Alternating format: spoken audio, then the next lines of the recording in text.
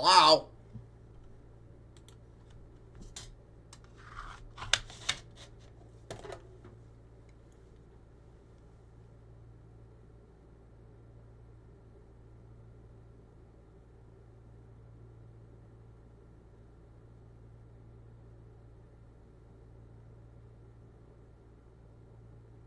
All right, baby.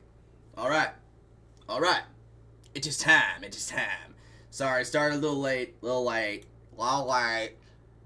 I apologize. I apologize. We're here now, baby. We're here now. We're here. What is up? Welcome, everybody. Welcome to the EWL Indie Review Show. We are going to get freaky tonight, baby. We are going to get freaky. Congratulations. You made it to fucking Friday. You got through the week. Reality sucks, doesn't it, man? You go into fucking work, waking up every goddamn day to work for the man! You know, I don't know, man. I don't know. It's not something for me. We'll say that. I'm not a doer to go to worker. I'm not happy to fucking do that. I don't know about y'all. I like alcohol, so raise a toast. It's Friday. Happy fucking Friday. EWL Indie Review Show. I love you all, baby. My name is Tim. Let's go on a ride, baby, and let's start the music, and let's start it off right. Here is High Octane by The Quits, baby. You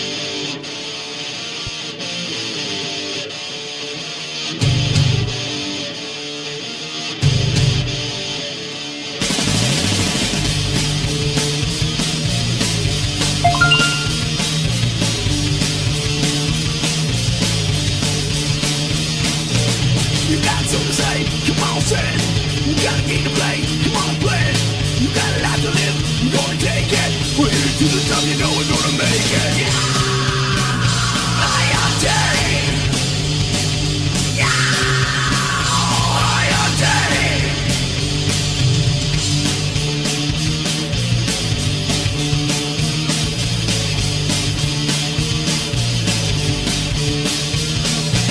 You got something to say, come on say it. You got a game to play, we're still playing. You got a life to live, I'm gonna steal it. You got a reason to play, now you're gonna feel it. I am day. Yeah, I am day.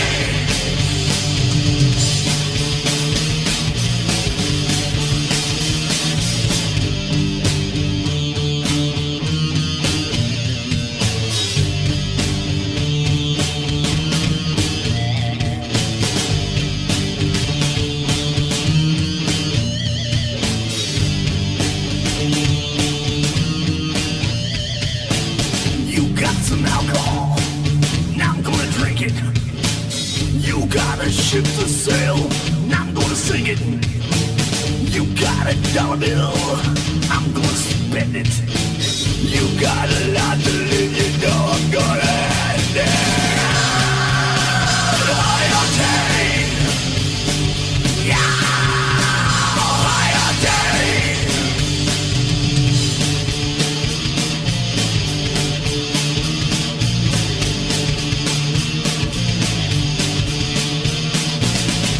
Something to say, come on say it. You got a game to play, we're still playing. We head to the top, we're gonna make it. Next time I see your vision, oh, I'm gonna break it. I obtain. Yeah, I obtain.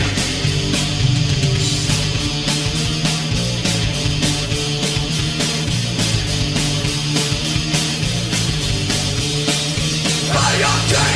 Fuck yeah, dude. Starting it off loud and fucking strong. Time to wake the fuck up. This is the EWL Indie Review Show, baby. Happy Friday. My name is Tim. I am going to be your host, your musical guide through the underground anus of this world. The music scene that is so deep in the rectum of society. Oh, I'm here to take you on a trip, baby. Y'all ready to go on a trip?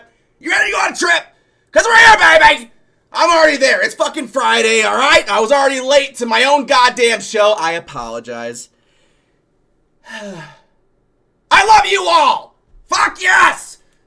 That was The Quits, baby! Next up is the audio drones. Enjoy, you fucking animals! Raise a toast! Grab a blunt, grab some smoke, grab some blow! This is the EWL Indie Review Show, baby. Hallelujah! It's fucking Friday! Yes! Yes! I saw you there on your own. You told me you don't wanna know how bad it all could go. But you look so lonely. You're always tipping on your toes, walking on eggshells down these roads. If that's all you know, then how you supposed to show me? These seasons see us grow, and they come and go. And these memories that I own, they haunt me. You were a beacon burning low to stop me crashing into the coast. As the storm grew close, you were the light to guide me home. It's a miracle that we made it through. When you think of all the things we did or shouldn't do, these seasons see us grow as they come and go. And these memories that I own, they haunt me so. These seasons see us grow as they come and go. And these memories that I own, they haunt me.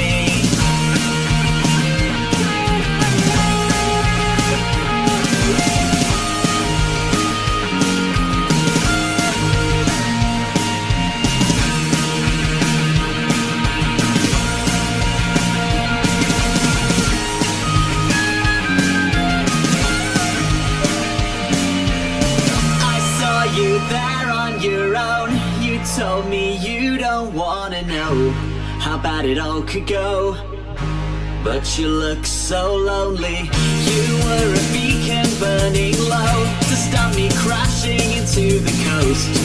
As the storm grew close, you were the light to guide me home.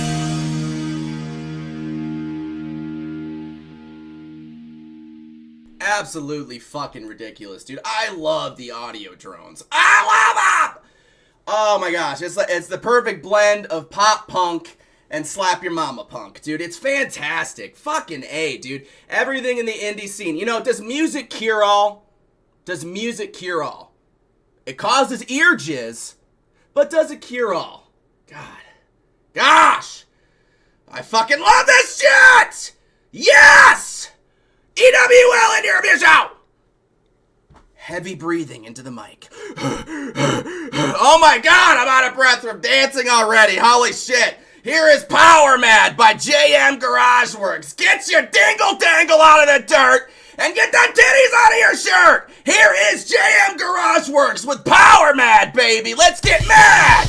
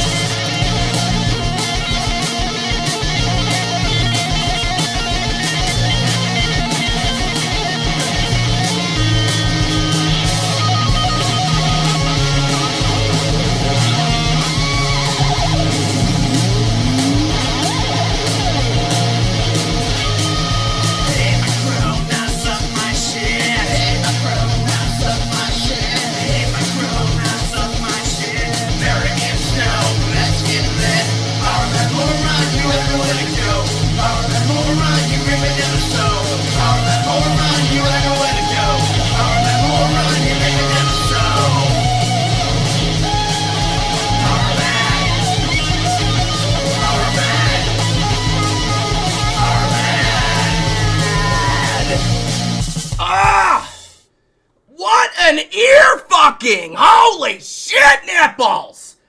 Oh! Oh, mama! Oh! Who? Oh!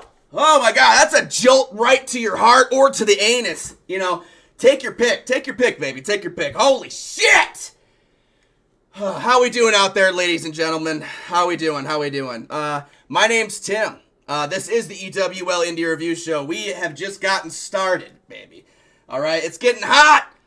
It's getting hot over here in the studio, baby. Shout outs. Shout outs. God, it's Friday already, you guys. I promise I am that fucked up. I am him currently, yes. Shout out to OTAT, baby. What up? How you doing? Hopefully you guys heard him last night, man. Show's fucking killer. OTAT247@gmail.com. Send him all your music. Jeff Tucker, I don't know what the fuck is going on. I don't know what's happening. I don't know. But it sounds like he's starting a new show up. So if you could peek into the anus of Jeff, maybe you get an answer to what that show is going to be about, baby. Excited. Gonna be great. Underground Rock. Louis Tivy creating a documentary about the indie community and all of you fucking animals. I will be saying some things on that documentary that I cannot take back. But I'll tell you what, man, they're honest, they're true, and you'll fucking love it. Alright? You're gonna love it. You're gonna love it. What is up, Fire Drill? Johnny Hopkins, Mama's Main Studio, Dageto, Tension Splash, Richie Warwick, baby, the subscriber spotlight artist, man. Richie, oh, I love you, man. You and your fucking House of Warwick can join me anytime, baby. Anytime. There's always room on the shitter for at least two, right? I think, right? Or is that, am I relating to a Blumpkin? Oh, we won't talk about it. We won't talk about it. All right, we're going to jump back into something here. But first, we have an announcement, baby. Johnny, I think I'm gonna play you, bro. Here's Johnny's ad, baby. Here you go.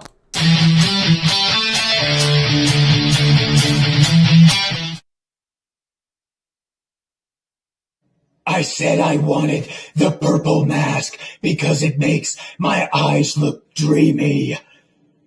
Oh, we're live. How does this thing work? Tim! Where is my bad boy wonder? Timma! It's the corny crusader. I'm Batman. I'm also Johnny Hopkins from the band No Forks.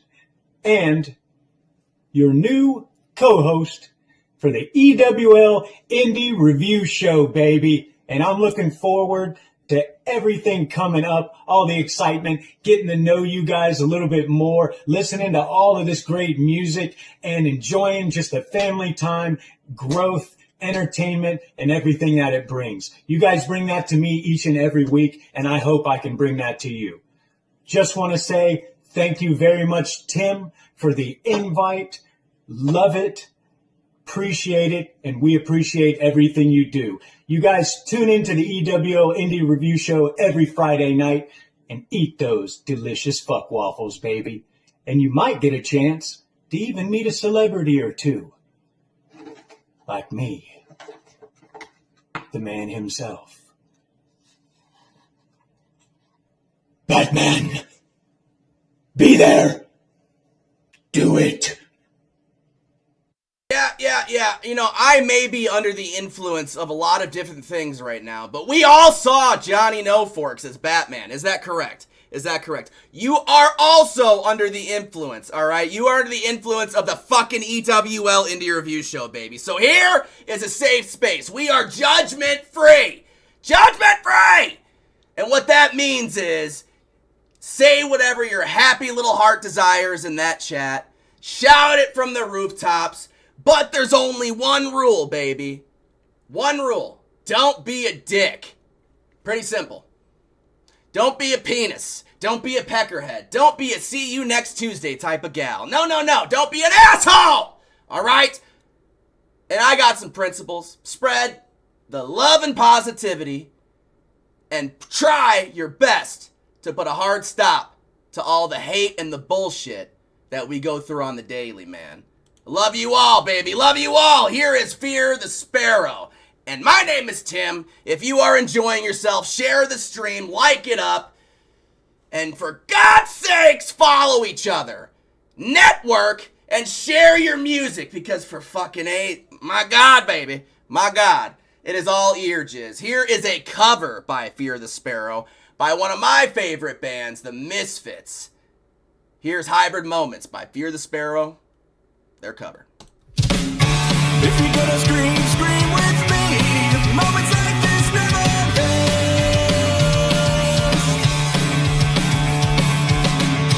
When new creatures rip your face, hybrids open the door. Blue baby, when you cry, your face is momentary. You ride your looks behind these stars. And I read romance, give me a moment.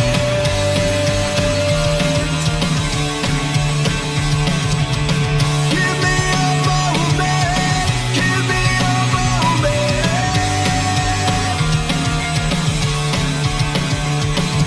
Blue baby, when you cry, your face is momentary. You ride your looks behind these scars. And I read romance, and I read romance.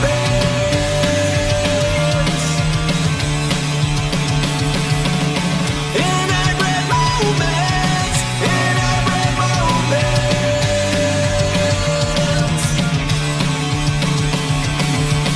Give me a moment, give me a moment.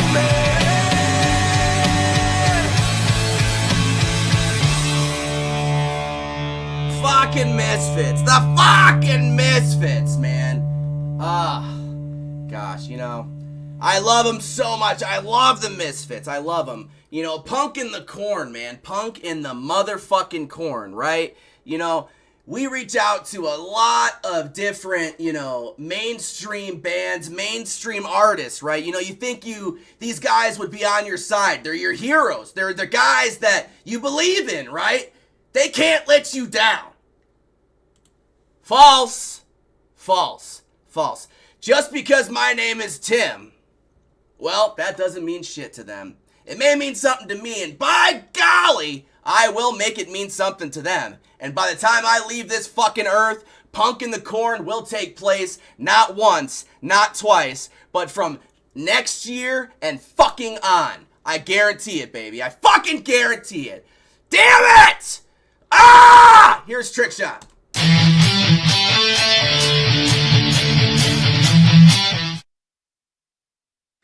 Hey there everyone, this is Dave from Trickshot, and I'm here to talk a little bit about how the band formed, and my offsider Ian Paul is going to tell you all the goodness about Trickshot coming over to Punk in the Corn.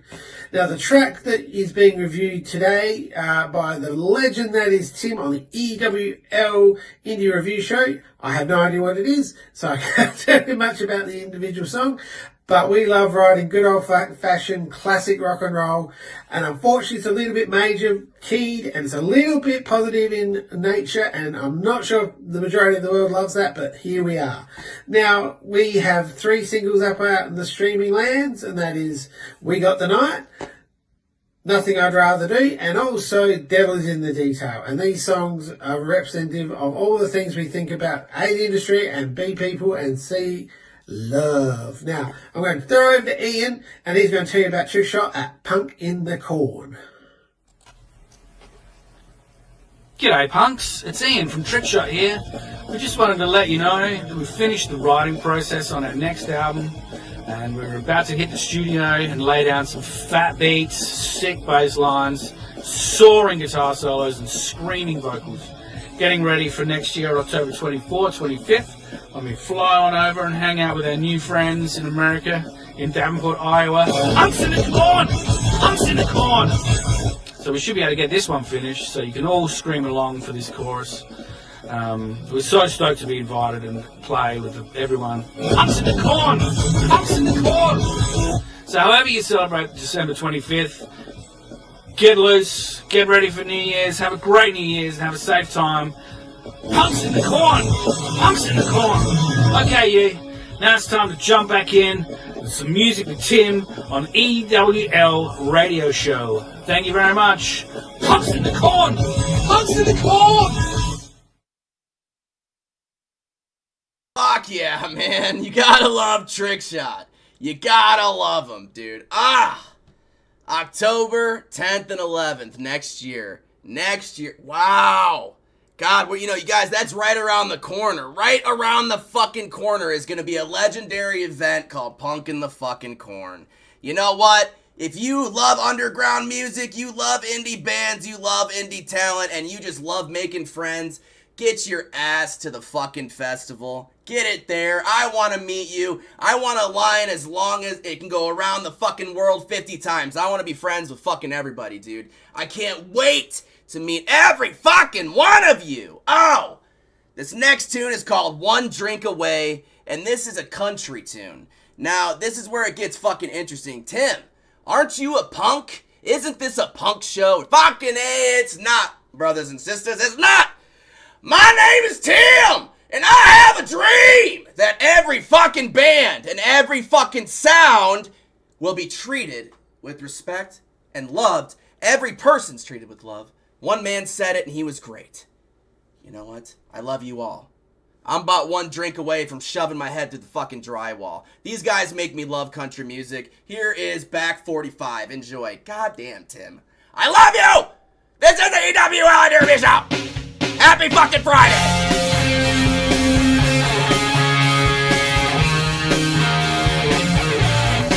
I've wasted too many tears hoping you come back. Oh, girl, it's clear to see you ain't doing that. So I'm down here at the spot, the only place to work on a broken heart. Drink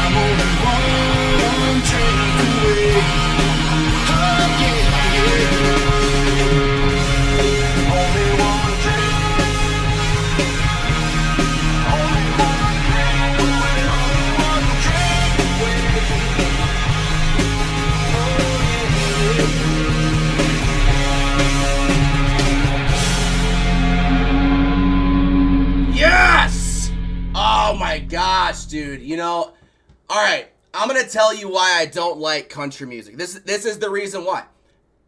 It's not because it doesn't sound fucking amazing. Obviously, it sounds amazing, right? It's because I can't play it. Have you ever been to a country show? They got fucking banjos, fiddles, and a whole bunch of shit on stage, and the goddamn guitarist is like fucking jerking off the entire goddamn neck of the guitar. The whole time. There's not a normal riff. I don't understand. Conway Twitty, he kept it simple. George Strait, he kept it simple. No. No, you got these fancy fucking animals like Back 45. Oh, God. You guys fucking rock, dude. You make me believe in country music, dude. You know, if, like I said to you guys, I commented it, I said, if more mainstream country bands sounded like you fucking animals, I would listen to it more. I really would.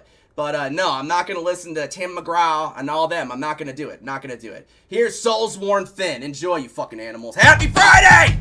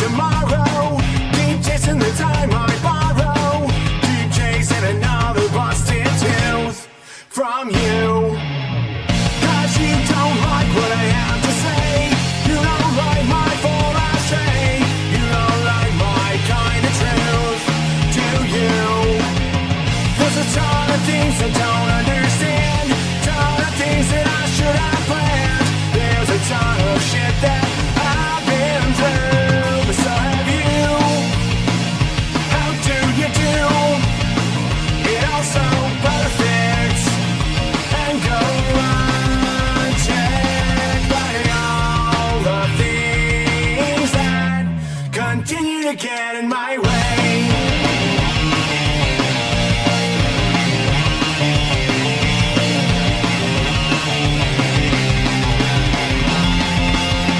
I would never be somebody like you. I would never be good enough to stand tall and plant my flag on the world unfurled. I wanna see you standing there. Wanna see you with purple hair. Wanna see your fists up in the air. How do you do it all so perfect and go unchecked by all the things that continue to get in my way?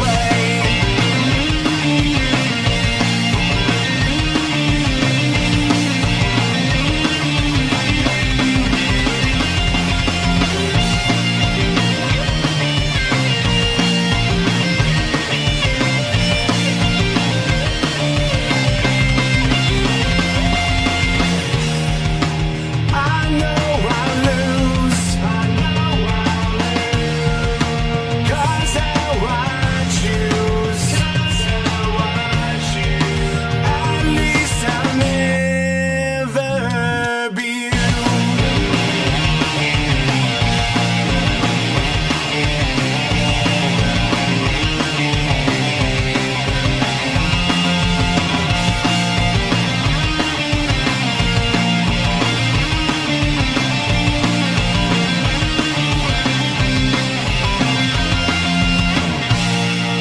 Yes! What? Holy burp. Oh, that's not beer. That is 100% cheap whiskey. I love it!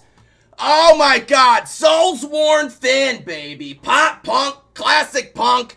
Oh, kick your grundle muffin punk. Gosh damn it, dude. These are hidden fucking bands in the scene, dude. Why? Why are these bands not playing in front of millions? Before I forget, Jeff Tucker, thank you so much for the stars. Jeff Tucker! If you're there, thank you for the stars. I love you. Thank you. Souls Worn Thin, baby. Souls Worn Thin with their tune, So Perfect. Gosh damn, dude, the energy. The energy! Ugh! Ah! Ah!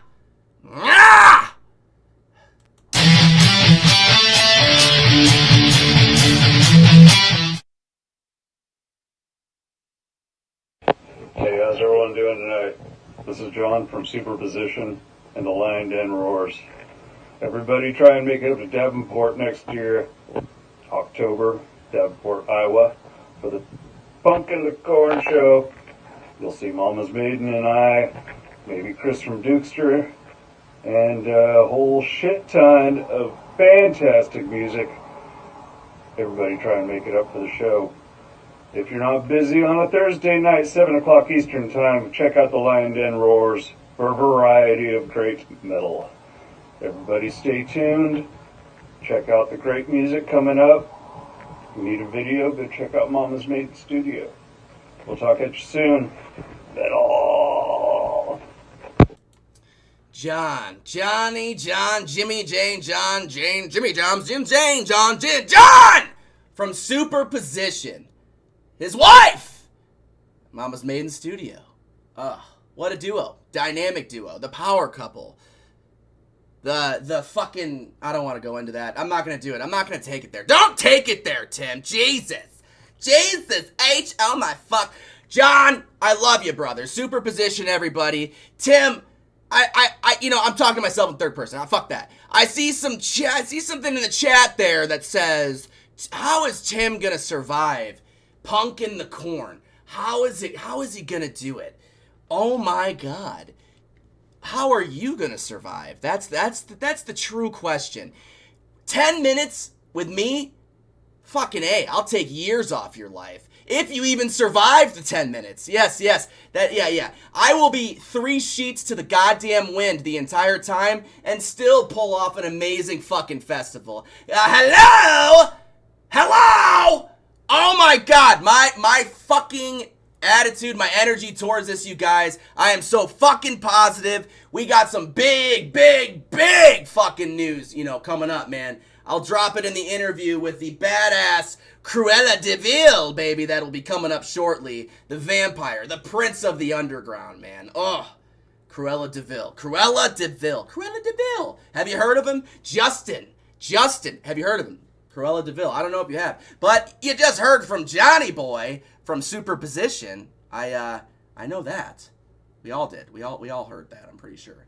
So how about we play John Boy's brand new tune, "Search and Destroy," a killer cover from the punk legend himself, Iggy Pop. Enjoy. Johnny, I love you.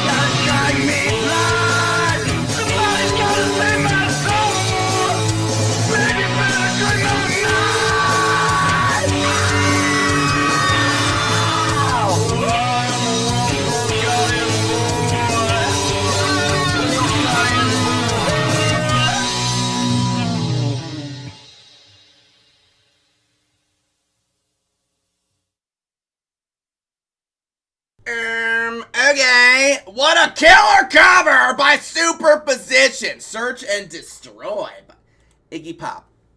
You don't know who he is? Get the fuck out from under your goddamn rock underneath your grandmother's smelly ass feet. Damn it! Superposition with a killer tune, baby. If you are enjoying yourself, I'll say it again.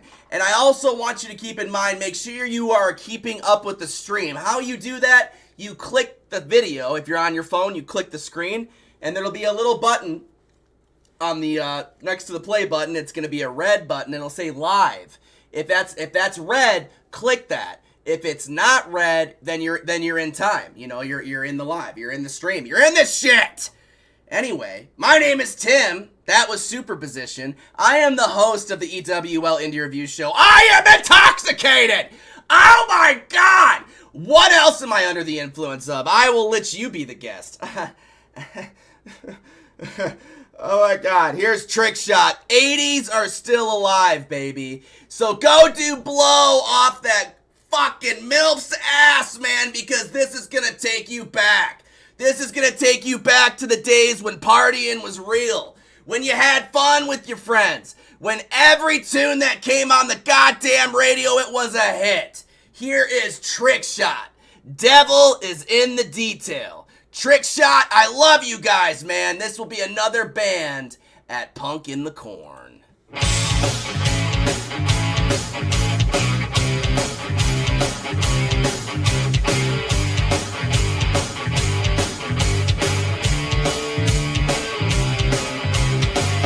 Come here, let me buy the round. We got plenty to go around. Dress up to hit the town. Never know what'll go down. Through the day and through the night. Watch them all taking flight. It'll feel all so right. To shine, shine so bright. They say the devil is in the detail. You gotta always read the fine print when you're putting pen to paper. Make sure you have a staff drink. Got an itch, heed the call. 'Cause you ain't got nothing at all. Come the rise, come the fall. Will you be nothing at all? Know the tricks of the game. Make the trick shot all the same. Getting burned by the flame. It's all part of the game. They say the devil is in the detail.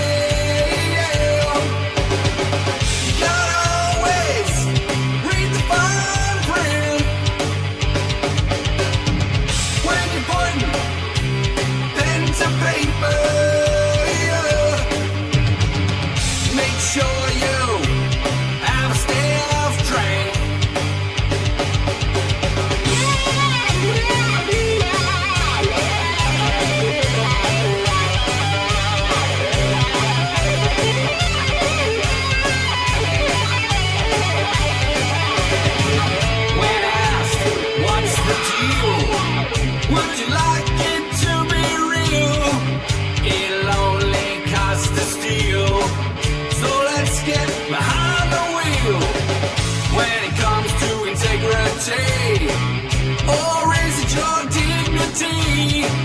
You will come to see that I believe in me.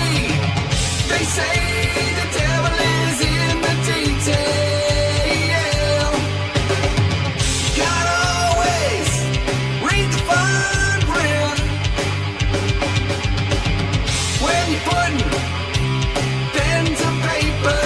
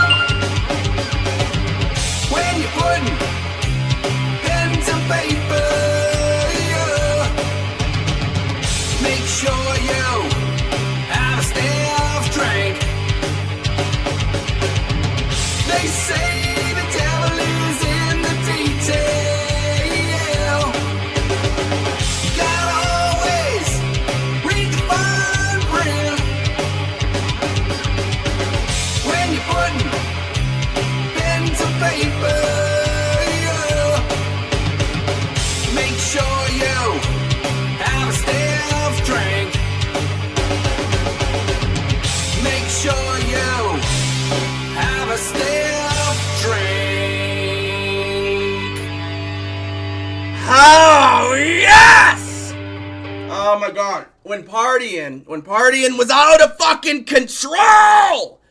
Are you with me? Are you with me, Are you with me? Hello? Oh, trick shot. The devil is in the detail. What? God damn it, dude. Every fucking tune that they currently have out in their repertoire is absolute gold. It's ear jizz. It's ridiculous. Trick shot, you fucking animals. Wait till you see what partying is. True partying is when you're in the middle of a goddamn cornfield. Fucking A! Here's a brand new tune by Pink Masquerade, baby. Enjoy.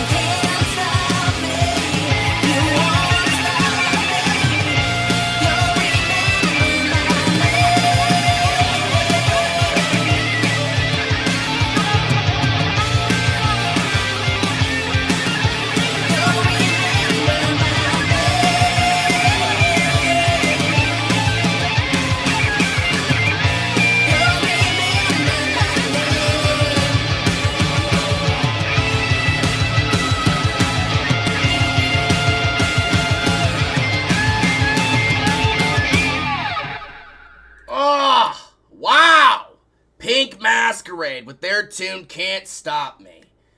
Oh, gosh, damn it! Every tune tonight on this playlist is absolutely fucking ridiculous.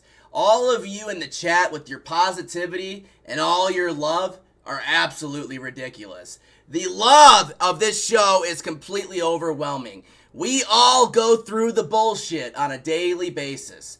We go through the shit non-stop, you know. I gotta say, family, my wife, and all of you guys are always there. My dad, shout out to him, Tim Wolosian, he's watching. You know, God bless him. You know, I had him on the show, fantastic man, a great man, and he was just, it was an absolute blast. I love my love my dad. He always supports me with this show. You know, even when people put it down, he's always there, and he does it, and he handles it right, and he fucking says, man, listen to the whole show, and then give judgment. Check it out. He always goes to bat, man. My sister, again, family. watching the show, always supporting, man. You got to have family, you got to have friends, man. And in this community, you make both. You have family and you have friends. But on this show, you continue to show up, you continue to enjoy the music and enjoy yourself and party on. I am very, very under the influence. But you party on and you all meet each other in the chat and you become a family. We all go through the same shit. Same shit, man. You know, and don't forget it. So subscriber spotlight. Here we go, man. Richie fucking Warwick. Oh! So, Richie Warwick, you know, I asked him, you know, quite a few questions. Actually, 5 questions to be exact. So, when I was asking him, you know, I reached out to him and he was ecstatic. And Richie's one of these artists. He's a progressive rock artist. And by golly, I can't even find the thing I'm looking for the actual thing. Thingamajiggy-diggy-diggy-dig. Jesus. Here we go. Maybe. Alright, fuck it. I'm just going to go for it. I think I put it underneath here. So, I just kind of cut out there. There we go. Alright, so, I asked Richie a set of questions, right? The set of questions, this is a subscriber spotlight. This is one of those things that we do on the subscribers page. You can subscribe for $3 a month. You know, you get a bunch of cool shit. It's really fun. You'll have a blast. I promise you, you're going to be part of a group of misfits if you're not already. You know, on the page, you get exclusive, you know, shit. You know, customized merch, extended reviews, and then you get that 1 to 2 minute live ad space. Super fucking cool. But then you get this thing called a subscriber spotlight. And I choose a subscriber, you know, once a week for the show, baby. You know, and I spotlight their shit. So I asked Ricky, you know, a few questions, and I'm going to go through them with you. The first one was, what inspired you to create the House of Warwick as a one-man band? His response, after playing in and out of bands for 20 plus years, I got burnt out with the bar scene and venues and band politics. So deciding to hang up my hat, I at least wanted to write one album to prove to myself that I could do it and also touch on genres of music that I didn't really get a chance at playing live. You know, very, very cool. Very, very good response. You know, and I did ask him a few more questions, but we won't get into all of them. I'm just going to let you guys know one more. Here's the last one here. What's next for the House of Warwick and what should fans look forward to? Richie responds, I try to release something every 6 months, slowly working on some new stuff. Hopefully, we'll be out by spring. I have some collaborations coming up with some people in the community and working on merchandise as well. Richie, Ticky, Richie Tabby. I am intoxicated. Here is House of Warwick, ladies and gentlemen. And thank you so much, Richie, for subscribing, brother. I love it. I love House of Warwick. I love all your fucking music, dude. It's amazing. The new album, killer, bro. Killer. Here is Walking the Ghost by House of Warwick.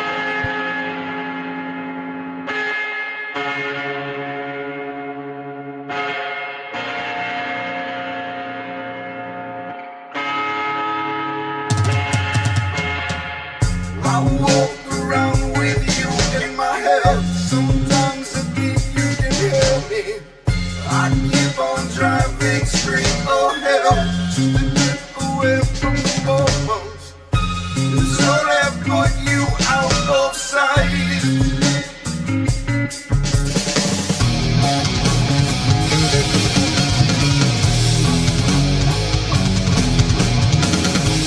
Running after you makes me feel like a child chasing by your flyers. Yes, I catch the lion. It burns away there in my hand.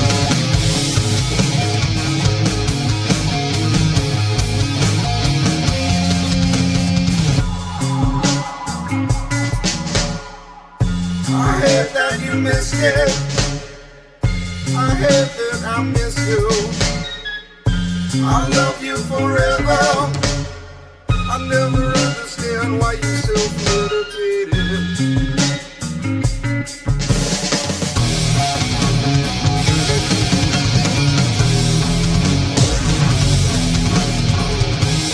Running after you makes me feel like a child chasing by your flyers. 'Cause I catch the light.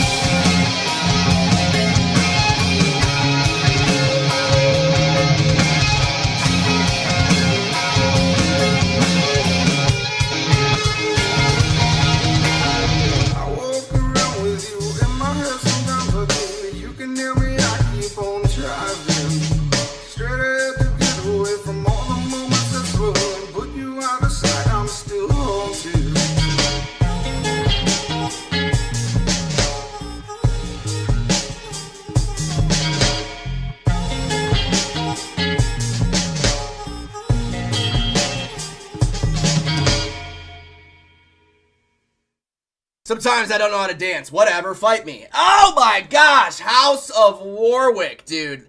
Subscriber spotlight, man. Richie has been following the page for a fucking long ass time, dude. Honestly, probably since the page was like created.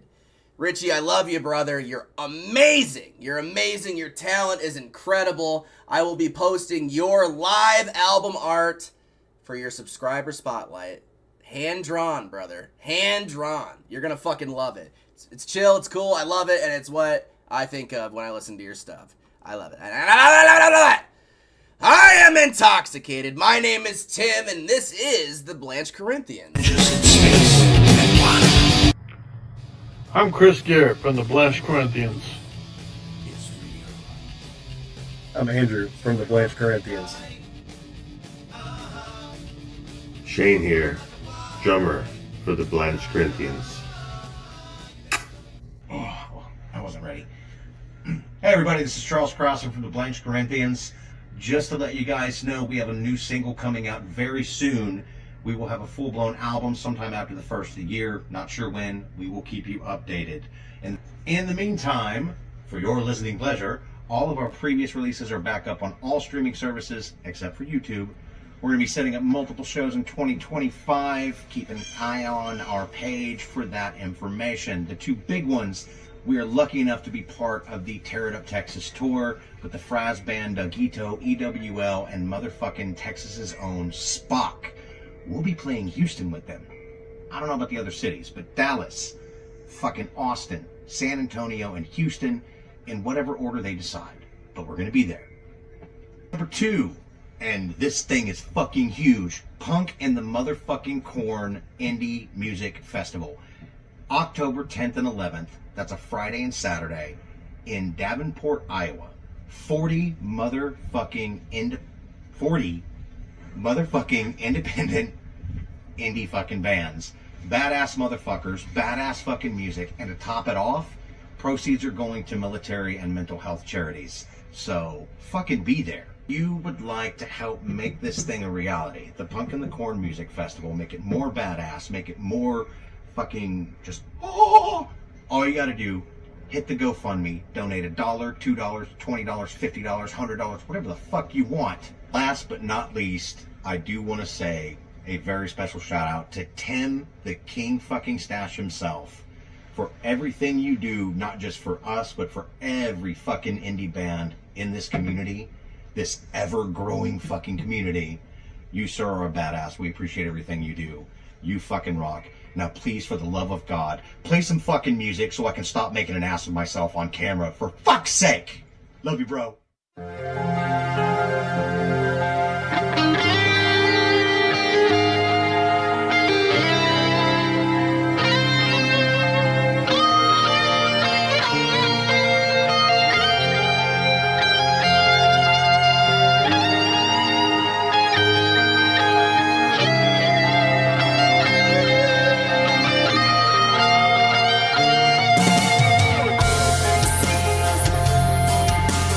You say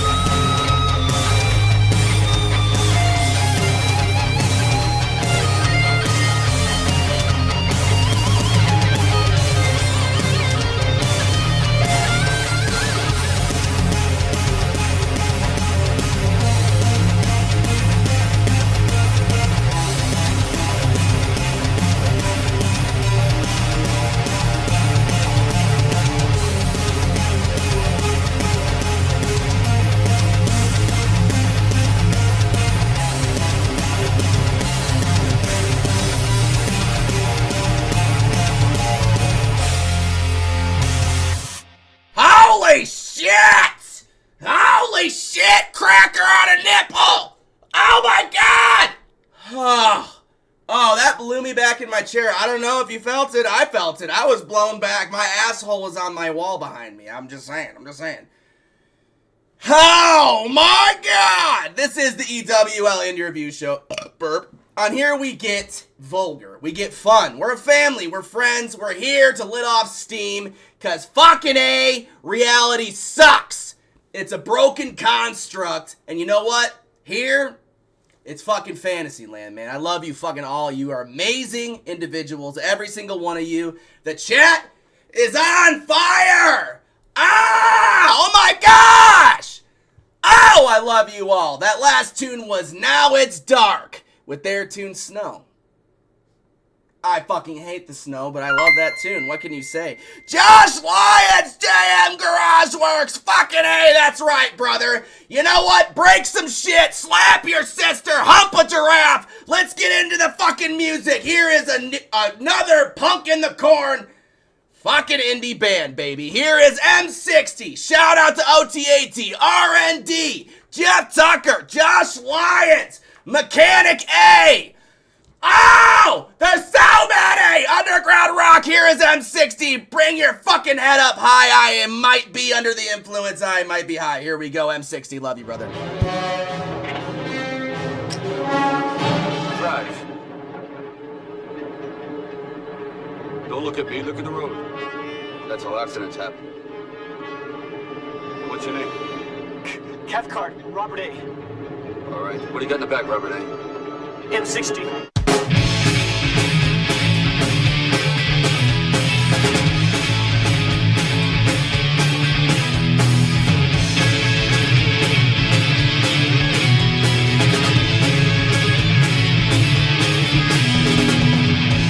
The ugly people trying to drag us down. All those naysayers that we don't need around. Forget the haters trying to get in our way. They can't stop us, never gonna stop us. We don't care what they say. We just keep going, spinning their eye, and wave as we go by. Hold your head up high. Hold your head up high. Hold your head up high. Hold your head up high. Never mind the making fun of how you wear your hair. Pay no attention, why should you even care? What kind of jacket, or the boots that are on your feet? Cause they can't see it, never gonna be it, they just stay in their seat.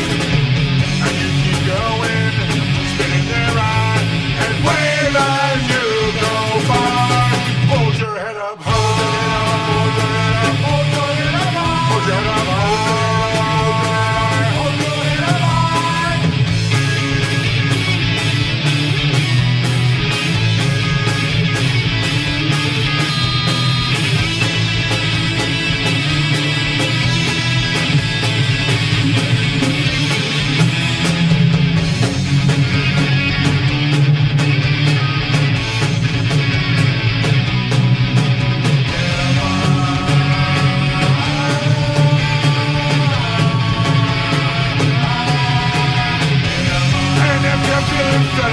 You know that you can't let them.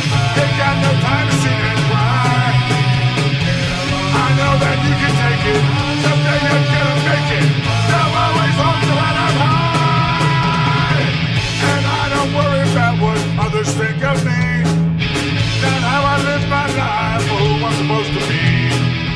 And I don't care if I don't fit in with the crowd. You can't keep the latest, never mind the greatest. I wear my color proud.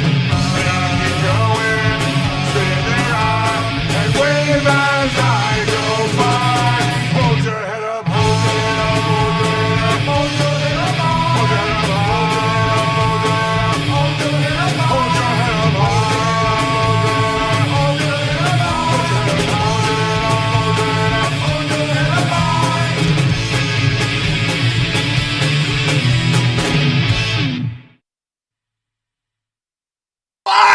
God damn, that fucking band gets me riled the fuck up, dude. Another Punk in the Corn band, dude. Are you enjoying yourself? Are you intoxicated? It's Friday, baby. It's Friday. What the fuck do you have to do tomorrow, man? You know what? Sit in your chair, enjoy this fucking badass music, take a ride, baby. Take a ride. You know, my name's Tim, by the way. This is the EWL Indie Review Show, and it's time to wake up. It's time to feel your grundle muffin baking. The ear jizz in this goddamn community is fucking overwhelming, alright? Holy twisted nips! With the nips! The goddamn nips! Oh, holy shit! Ah! Here's Joe Boo. Hey everybody, it's Joe Boo from Rain of Fire, Voodoo Mirage, Boo McElman, Joe Boo and the Dog, and a number of collaborations coming to you from sunny Florida. Just wanted to give you an update on some of the things that are going on. Tom McElman and I, as Boo McElman, just released a new song called Slipping Away. Joe Boo and the Dog just released our second single from the album Running with the Dog called Queen of the Road. I've got a new song coming soon with Steve Klatt Project that's absolutely awesome called Forever You and Me. I'm also going to be working on a new song with Rain of Fire called the Phoenix and the Sacrifice.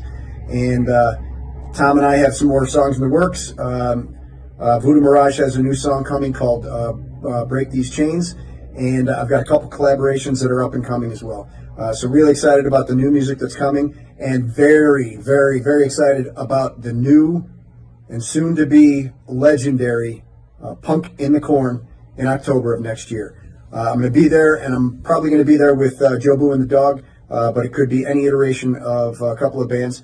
So I'm really excited about it. I will be there for sure. So hopefully it can either be Joe Boo and the Dog or Voodoo Mirage. Hoping to try and put together a couple things. But very excited about it. A ton of awesome talent. So many great bands that are going to be there. So many of our friends that are going to be there. So we really want to jump on board, try and support it financially, try and support it by showing up and being at the show. This is going to be huge. This is going to be the biggest thing that Indy has ever done. And it's really hopefully going to put a lot of us on the map. So without further ado, let's get back to Tim the Madman and the EWL Indie Review Show. Some more hot music. You know it's the best. So tune in, stay tuned in, and rock on. Fucking A right, Joe. Fucking A right. Cheers to you, brother. Cheers to you. Joe's a fireman out there, man. He's fighting the good fight. He really is, man. He's a fucking hero. Joe, it will be legendary. It's gonna happen. And it's gonna be the most fucking legendary thing that this goddamn underground scene has fucking seen in the last 10 years. Woodstock is amazing, right? It was amazing, but it also turned into a shithole. It turned into a festival of cunts and ass and fucking now. A lot of now. Just now. You know, and you know what? This fucking shit is so well planned, it'll make your goddamn head spin. You know, I'm a goofball here on the show. I am, but I also got a brain. I know what professionalism is, and I know how to push it, and I know how to write. I'm a very good writer. And when you talk to these people, man, you gotta be. You will get some exclusive insights. I'm Punk in the Corn here shortly. When we do an interview. And with the wonderful Cruella D'Vil. You guys, fucking A. It's Friday. Fuck! Oh, I had a shit week. I don't know about you, man. I work in the medical field. It gets crazy. Shit gets stank. I'll tell you. You know what else is stinky? It stinks. It reeks of amazingness. Ready to rock your ears. Here is Viking 1 with Chaos Paradigm. I talk too much. I love you all. My name is Tim. This is the EWL Show. And break.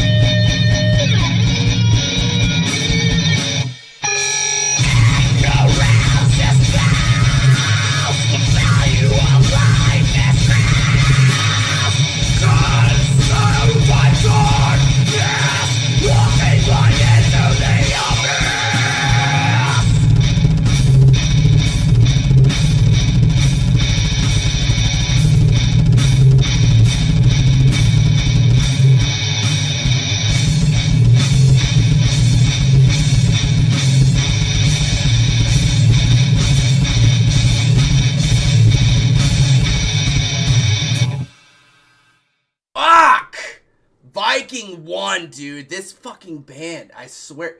Alright, he's a one-man band, alright? I'm doing a collaboration with him about some fucking dude named Bucky. Forget about it.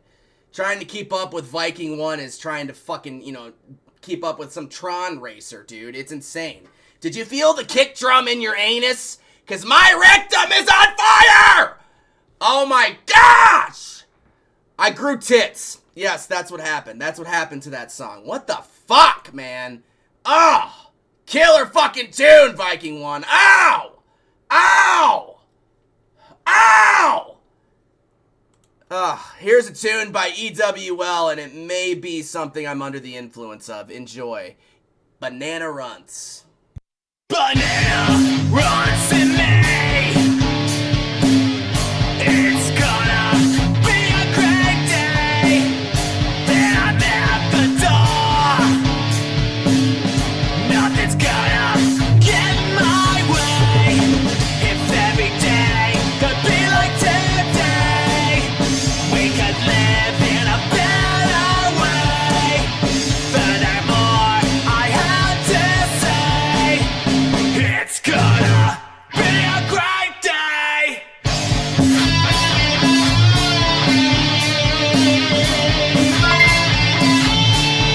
Thank you, Josh Lyons. Thank you, Josh from JM Garage Works. JM Garage Works. Thanks, Josh. Wipe the smile off your face. Nothing's gonna stop me. Not today. Now we're out the door. Let's go wild and explore. If every day could be like today, then we could live in a better way. Furthermore, I had to say, it's gonna be a great day. If every day could be like today, we could live in a better way. Furthermore, I had to say, it's gonna be a great day.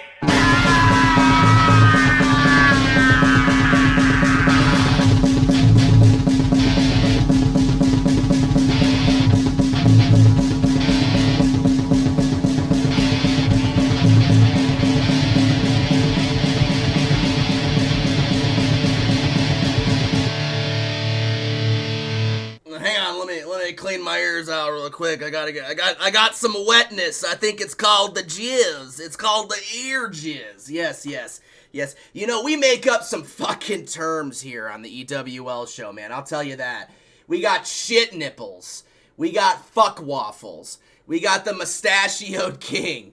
We got ear jizz, grundle muffin, taint warfare.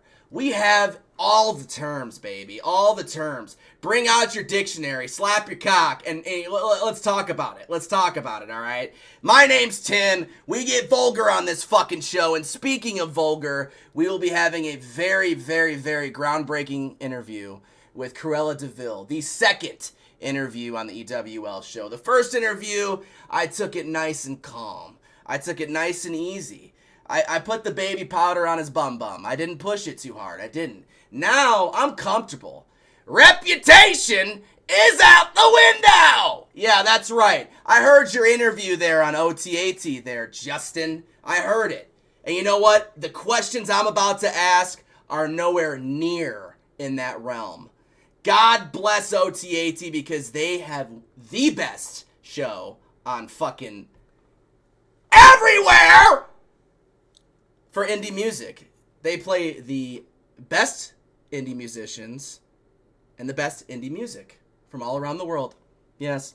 Cinco Dave, you know, you got Southern Love Lisa, or you know, Indie Mom Lisa, or the Silent Assassin Lisa. She's got many names. But the fact of the matter is there's only one true Lisa in this world, and we all know her. She's on OTAT. She's a kick-ass host on the goddamn Wine Women Wednesday. She's a fucking icon! Follow OTAT is what I'm getting at. RND is another page. RND. Ryan! Hello!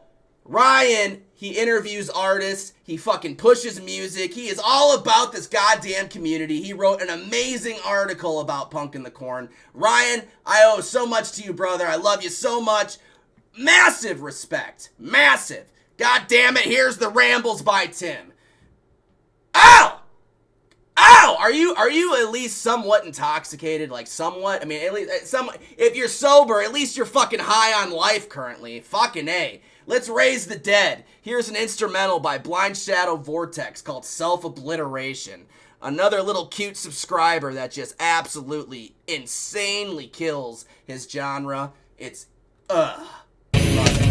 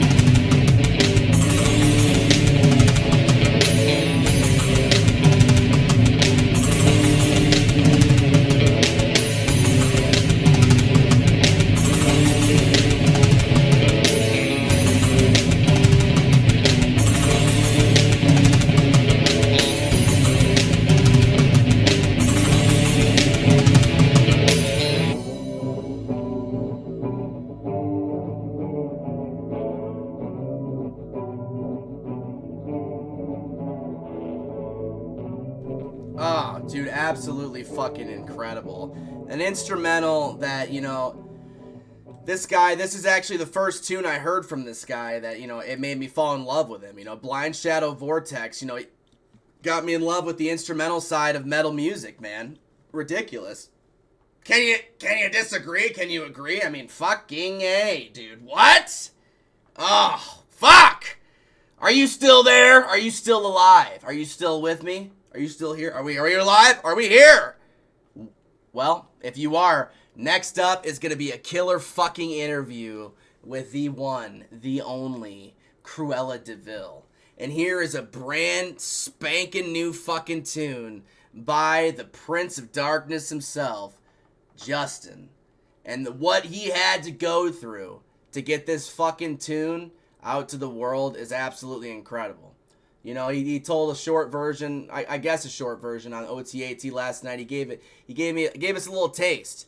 So I'm going to ask the questions that we all want to know. But I also want you to drop questions in the chat. I want you to ask Justin all these questions because tonight I will be asking a shitload of questions from the chat. So if you have questions for Cruella D'Vil, whatever it is, how big his asshole is, what's the size of his penis, is it Subway, is it Eat Fresh, who knows. Here is Cruella D'Vil, baby, with his brand new single.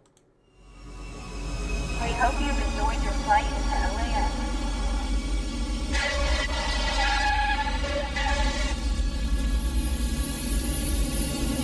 Welcome back to Los Angeles, boys.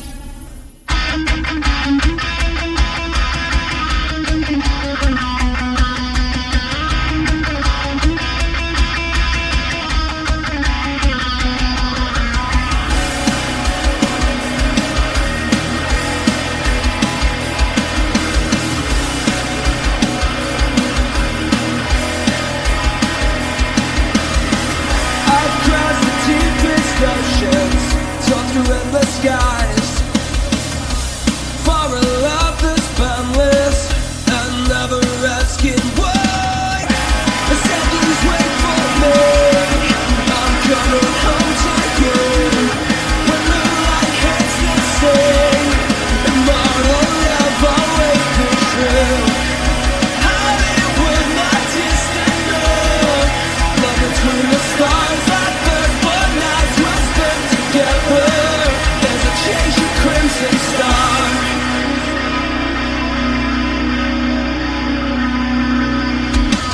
Our love is red when thoughts stay red. Your voice echoes endless in my head. Green through the silence, every fading breath. Defy the grave, chase your love to death. With moonlit clouds, our fate is tied. You're my forever eternal bride.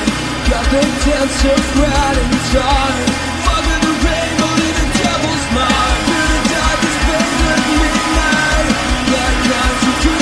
When I taste your lips again, eternal love remains. I live with my distant love, love between the stars. I burn for nights we'll spend together. There's a change of crimson star.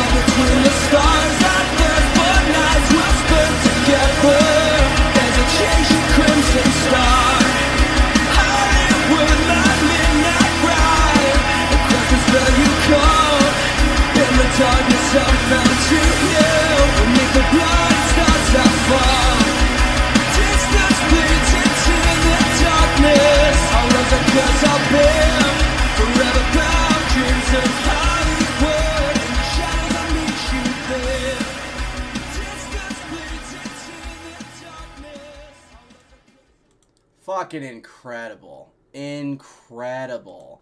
Are you kidding me? Cruella fucking D'Vil!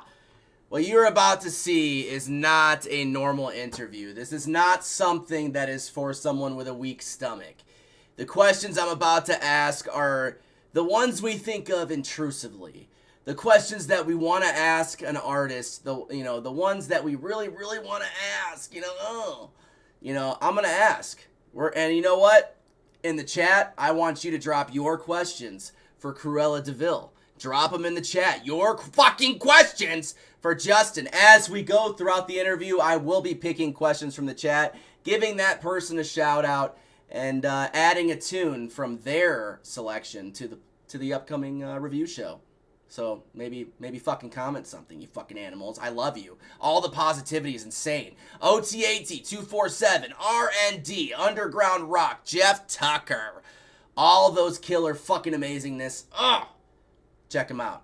We're about to call up Cruella D'Vil, the one and only Johnny No Forks, and we're gonna get weird. I'm gonna ask some weird shit. I don't know. Let's get fucking weird, man.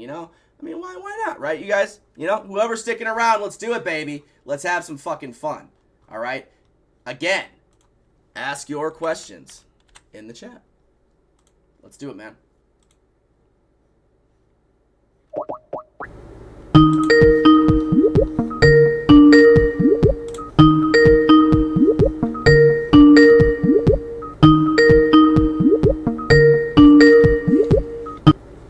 All right. Hither we go. The goddamn races have started. Oh. Can you guys hear me? I can hear you. Yes. Awesome. I can't see myself. You're okay. I'm fixing shit. I'm fixing shit over here. Right quick. There we go. So it's no worries. I'm doing this. We're gonna do a little bit of that. Fucking second here. What's that? We're all having issues here. This is fun. Oh come on. Great. There we go, baby. Yes. All right. I'm in. I have Justin. I have issues every fucking day. Justin, you're gonna make me put up. You're gonna make me put up the technical difficulty flyer, Dustin. Justin, I'm so fucking under the influence. You're fucking kidding me. Holy shit. Are you okay? Are you okay over there? Did you accept? Did you click at the bottom of the screen the camera? Yeah, and it's I see a big fucking X. All right. So you can go into your settings, and you can change that, or you can try leaving the call and joining again, or I could try calling y'all back. Try that. Yeah, my speaker. I can hear you guys. I just can't see myself. This is okay. Can you hear me, Tim? Yeah. Okay. Yeah, it says speaker off, but we're good. Yeah, I mean, I just can't. He's trying to figure out his camera. Yeah, man. Yeah. Here, let's try. I'll try calling you back, Justin. And try closing your app and shit, and then make sure that you allow your camera for Skype. On whatever device you're on. Okay. And we'll be right back. All right. Let's get. It's all right, bro. Stay delicious. It's all right. We're about to get fucking weird, man. Yeah. We're good. I'm gonna hang up. Call me right back. All right. Technical difficulties are up, so I am going to call you guys right back. All right, John? All right, sounds good, man. All right, brother. All right, you guys. You gotta love the technical difficulties. You gotta love them. All right, we're going to call these gentlemen back, and hopefully he's figured out the technical difficulties on his end. It's okay. This shit happens every fucking show. You got to love it. I love it. I mean, fucking A, man. It's what makes us, fucking normal. Makes us human beings, right? So let's try this shit again. Let's get groovy.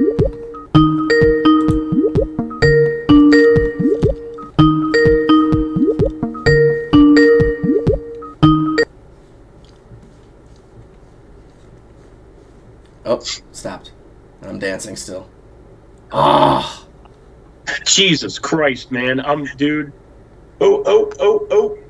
It's almost. I was almost ready to pop. Almost there, dude. Almost. Yes, I don't know, brother. yes. It's, I You're teasing me. You're teasing me. We got to see that beautiful face. Oh, and you're gonna love this shit. Yeah, it says turn video on. Come on, man. Fuck. Are you on a phone, a computer? No, my laptop. Laptop. Yeah. Huh. Oh, I thought I was gonna do it. I seriously don't. I mean, it's got the check mark. It says HP True Vision HD camera. Turn video off. Dude, this is pretty much par for the fucking course. This is fucked. You gotta. Hey, it's all good, man. I'm freaking horrible with the tech stuff, man. Yes, and don't worry, dude. I'm under the influence of an extraordinary amount of chemicals currently, so I'm chill, baby. I'm chill. Yeah. You know, Justin. You go ahead and figure it out, brother. If you need to go on your phone, get the Skype on your phone and shit. I'm just gonna get nude in front of the camera to just make sure the show continues on. But it's okay. It's okay. Yeah, exactly. See, Johnny's already at it, so it's no worries. So go ahead and try leaving and then joining back if you can. This is a new laptop. I don't have. Let me see if I have Skype on my phone. This is fucking ridiculous. Go ahead and download it, brother. No worries, man. We're chilling, man. We're ahead of schedule. I burned so many fucking calories during this goddamn show, dude. I don't even know what fucking time, but I know that we've been recording for 1 hour and 40 minutes. So, and I was under the uncut footage, so the footage that you guys see, that recording started after a little bit. So, that exclusive, 10 minutes of Tim rubbing his nipples or whatever the fuck he does before the camera is going to the subscriber page, dude. It's happening. It's happening. All right, let me disconnect this call. It is uploading Skype on here. All right, dude. it's gonna ask me like a million fucking stupid That's all right. questions. That's all right, dude. That's all right. And come back and twist my nips. It's all right. My grundle muffin will be baking over here, brother. And join the call when you're ready. All right. All right. Sounds good. All right, man. We'll see you in a sec. See you, man. And Johnny, we talked earlier, sir, and you said you had some fucking announcements. So, John, you have the goddamn stage. Please, for the love of God, pull out something massively enormous. Please go ahead and tell us. Tell us what's on your mind, John. Go ahead and give us that announcement. All right, man. Okay, big announcement. Number one, I want to give a shout out. Try to do a video so we know about the technical difficulties bullshit. Had the same thing with some Wi-Fi burglars that Tim was dealing with that I had to deal with all last night. But didn't get the video done in time the way we wanted to do it. Shout out to Mama's Maiden Studio, who we are collaborating with to produce our first music video for Counting Time. That's an infectious song about insomnia. But anyway, we absolutely love everything they do. Huge shout out, Superposition, Punk in the Corn Band. Hell yes. And we're looking forward to working with them and presenting that to you guys in the near future. Number two, No Forks, the happy little pretty punk trio that we are. And we got, hold up. Oh, the man. What's going on, guys? I'm blabbing off and we got you. We got you now, brother. Fuck yeah. Let me see if this works. Does this work better? I think it does. Yeah. Bring it up a little bit. Let me just see that fucking amazing face. Yes! Yeah, look at the Gene Simmons tongue, bro. You know how many fucking vages that's been inside of? Holy shit. I can only imagine how many, intoxicated nights of licking an ass or two, It's all right, man. We've all done it. We've all been in the dark Cleveland Brown hole of the Super Bowl. We've all been there. It's okay. It's okay. Yes. How we doing, you guys? Hey, Justin, go ahead and bring your camera up a little more. Keep going. Just a little more. Perfect. See all of that. Perfect. Man. Yeah, dude, that's perfect. Yes. You're right. Yes. Fucking Justin Sane from Cruella fucking D'Vil, ladies and gentlemen, on the goddamn screen in the moment. And we got Mr. GQ himself, Johnny No Forks, for the fucking co-host of the evening. Johnny, start us off and go ahead and ask your first question to the man, Justin Cruella D'Vil, bro. Let's go! Justin, brother. I'll be right back. First right off, man, this is gonna cover a lot of fucking ground, man. A lot of ground. I gotta fucking know, dude, the whole vibe, man. What inspired the fucking look, the sound, everything? I hear The Cure mixed with fucking Motley Crue. It's like Nikki Sixx had a fucking, demon child. I love it. Totally dig it. It's crisp, clean, polished, man. Tell me a little bit about you, influence, the name, everything, brother. All right, give me just a second because this the Skype just came up with the fucking alert bullshit. Give me just a second. Unbelievable. Because I don't see anybody. I see you. We see you. Yeah, we see you, brother. I see you. Look great, dude. Okay. Can you not? Now I see you. Anyways, well, just fuck it. All right, so can you bring your camera up a little bit, dude? I see your beautiful fucking lips. I mean, it's fantastic. There we go, dude. There it is. There it is. God damn it! I love this shit. You know the shirt. Let me. The shirt. Are you gonna? There we go. Are you back? Okay. Are you here? Is this real life, dude? I am fucked up. Is this happening? Or am I actually talking to Justin Sane from Cruella fucking D'Vil, dude? Right. I knew I read from the Book of the Dead earlier, dude. I knew I resurrected this fuck. Sorry, go ahead. I'm done. Yes. Cool. Yeah, just let me go ahead. So, I guess my first influence, big shocker here, was Kiss. Fuck yeah, dude. Fuck yeah. So my first influence was Kiss. I had a older cousin. He was like 4 or 5 years older than me, and I was real little. And all of a sudden, he would play me like Kiss's first record, "Dress to Kill," "Rock and Roll Over," and then the Kiss Alive record. And just seeing Gene Simmons being larger than life, I'm like, dude, I want to fucking be this guy. And then, which progressed to Ted Nugent, and of course, we all know how crazy Ted Nugent was, jumping over amps and whatnot. Sorry, my cat wants to join in here. Let's see, Ted Nugent progressed to Bon Scott era AC/DC, which progressed to early Van Halen, the David Lee Roth era, the best, which progressed to Motley Crue, which progressed to Wasp, Rat, all the sleazy LA bands that influenced this.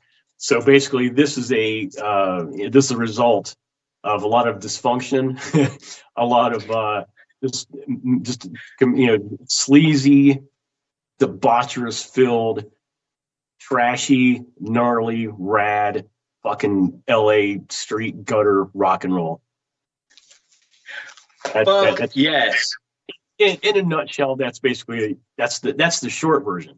So I did notice before I went off the chat, everybody was asking about the house. What's this house in the artwork? So Tim knows because he was in the chat last night, so he knows. So that house, 364 St. Cloud, was the house of my Aunt Althea and Uncle Larry. They were here in Ohio.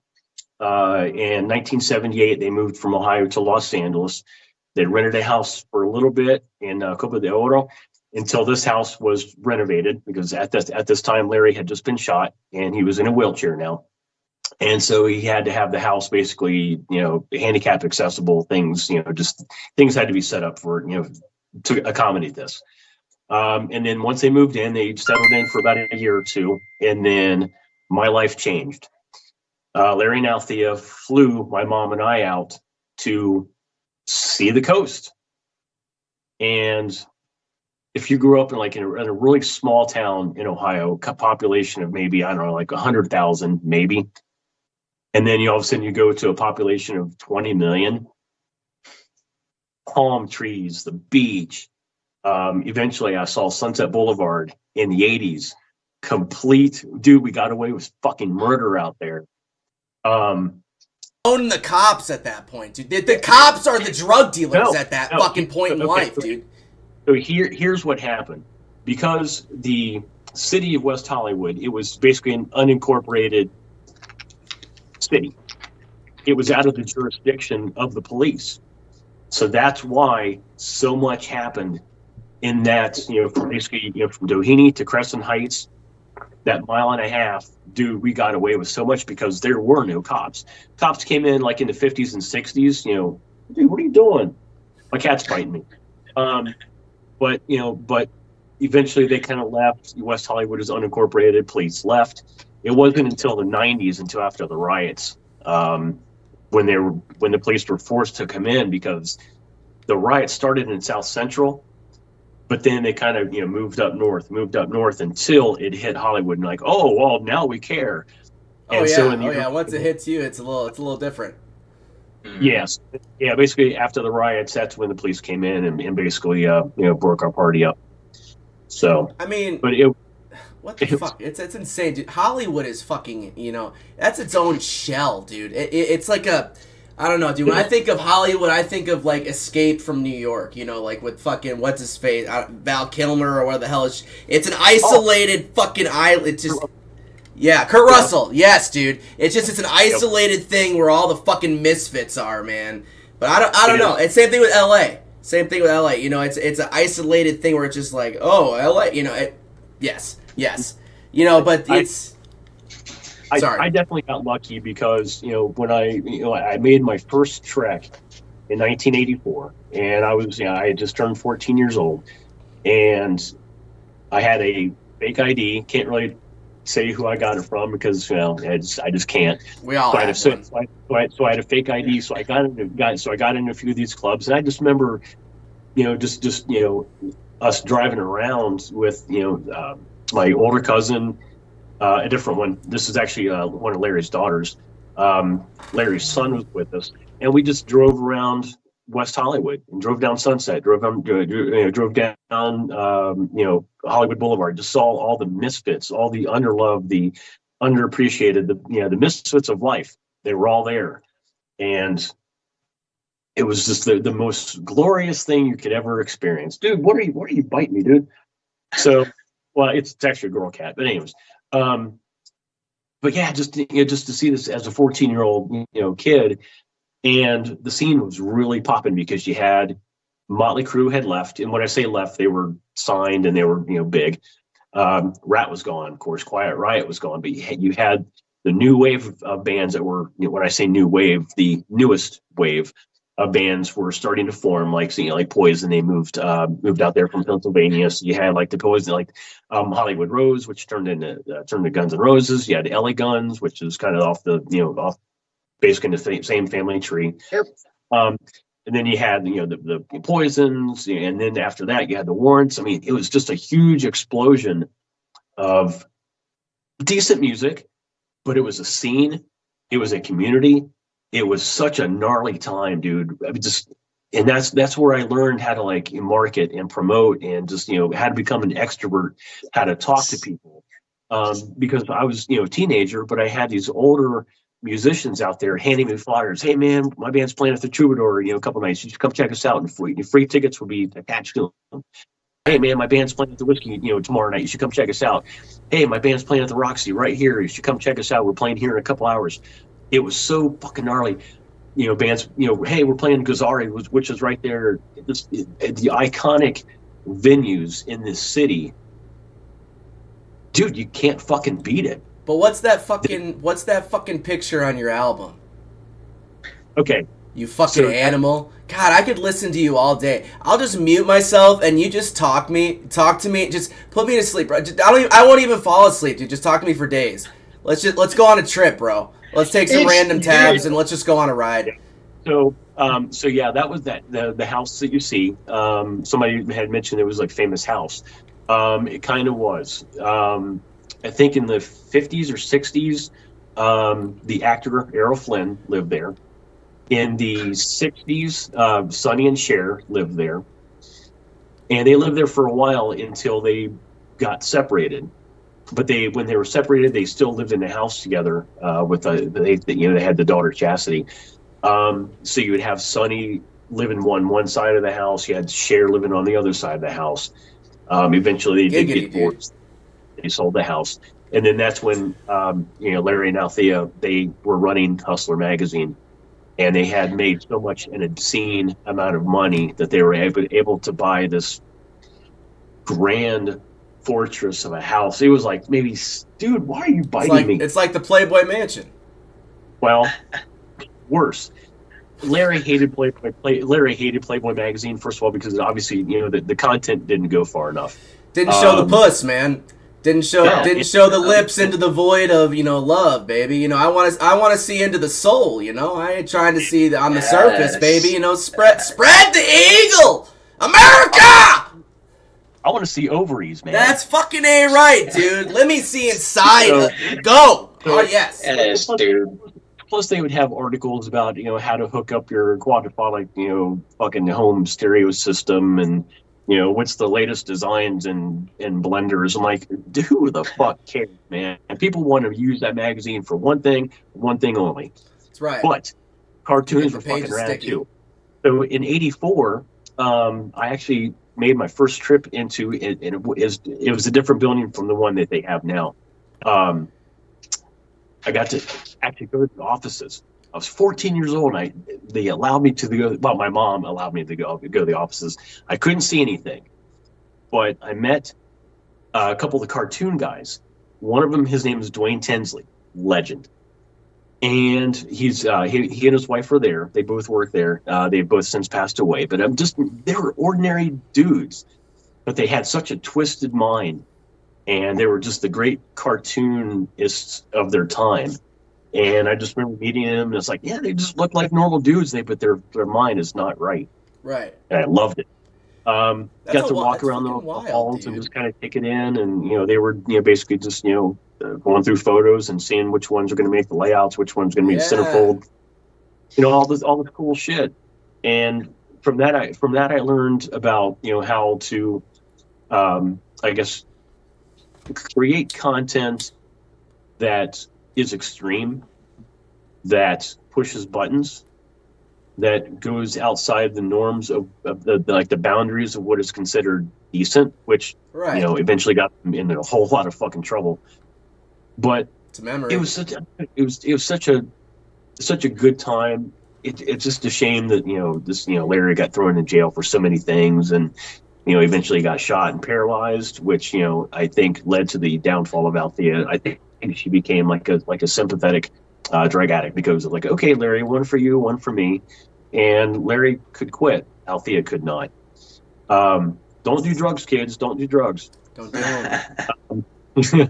Or if you do, just stay chill. Try them, but don't do them. But try them. Yeah. Yeah.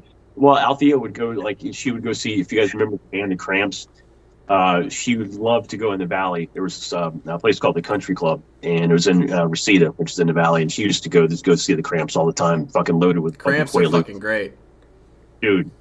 Googamuck, just did. Somebody asked about the Pogues in the chat. They asked if you knew the band called the Pogues. This is from Murphy Music. The Pogues does not sound familiar. The Pogues. Oh, Johnny knows them. Yeah. Okay. What genre? It's fucking hard, man, because I hate that shit. Like, even labeling sometimes genres, man, because there's so much different infusion. Fucking A right. I mean, seriously, like, if they're one of those bands, you got to look them up. You got to look them up. I mean, I can't describe that one. It's a distinct sound, man. I mean, it's got a lot of different elements, like, mixed in there, man. I mean, it's nothing like, you're not going to get like straight up, okay, this is a straight up 80s glam band.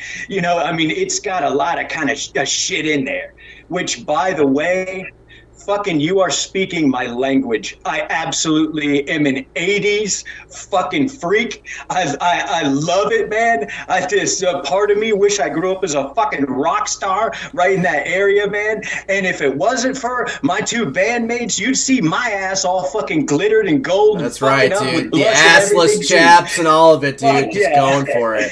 Fuck yeah, I love it. So Johnny, what you need to do All right, you need to fucking grow up here. I'm telling you, get with the fucking program or they're fucking out. That's fine. Yeah, you know, like, throw on a dress. You know, honestly, I'm probably gonna be playing in my fucking underwear by the time I get on stage at Punk in the Corn, dude. It'll be a miracle if I'm not nude and the guitar is just covering my balls. Honestly, dude, I did actually. In the early '90s, I was in this really shitty band. We played like mostly covers, and it was like the guys. I was like.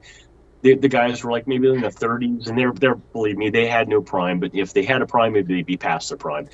But I'm like, dude, I'm fucking bored. I can't. There's like fucking 10 people here. They don't give a fuck. I went up to the side of the stage, took my fucking pants off. So I'm playing t-shirt, underwear, and fucking shoes. Yes, dude. And somebody found that picture, and for years I actually had that, and somebody took it at the exact right time because I had this fucking like wise ass smirk on my face, like, yeah, fuck off, motherfucker. Oh, dude, yeah. But it fucking ain't right. I think the shirt said like "blow me" or something. Dude, make fucking you gotta make fucking memories, bro. You know. And I gotta ask you, Justin, because this is something I've been wanting to ask you for a while. You rattled off some fucking bands, you know, the Crew. You know, you definitely give me the Nikki Sixx vibes on your first tune that you had. Now this tune is a totally fucking different entity, all its own. So what the fuck led you from, you know, Can You Please Me, just a raw heavy metal tune, slap your testes, to this fucking... I honestly, I can't really describe it. I listened to this fucking tune at least 30 times, you know, since you sent it to me. And I gotta say, man, it's like pop punk, metal, rock. It's like every fucking, you know, distortion type genre smashed into one, but then your voice is like a clean, it's just totally different from the first tune. What the fuck led you to that, dude? In order to do that, I kind of have to go back. So the main riff to Can You Please Me, I think I actually wrote probably like in the early 90s, and that it had seen different life in a couple different bands, but it's kind of like the thing where it never like really had a home, and I refigured it later. Same thing goes for 364 St. Cloud. The original that goes back to probably like maybe mid 90s.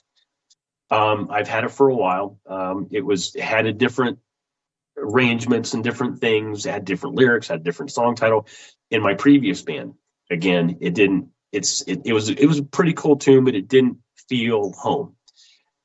So fast forward to 2015, I moved back to Ohio from out west, and I was not in the music industry. I'd left. I was burnt out for like maybe 15, 20 years. I literally left. I rarely played, but I missed it a lot. And so I moved back here, and I'm like, you know what, Justin, you got these handful of songs and handful of ideas. When I moved back here, I still burned. There's a lot of people that I knew that had never literally heard me play and never seen me play. And I'm like, I still love it. Let me put some songs together. And as Lemmy Kilmister from Motorhead would say, run up the flagpole and see who salutes it. So I actually put out a 7-song or 8-song CD. I didn't put it out. I basically made it. Gave it to a few people just to see what if people dug it. One of the songs on there was Can You Please Me? People loved it. So I'm like, okay, I got these riffs. Let me see what I can do with these other riffs.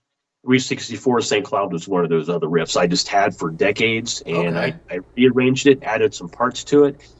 And it was like, I figured, like in the first interview, Tim, I told you that, Can You Please Me was built to set the tone.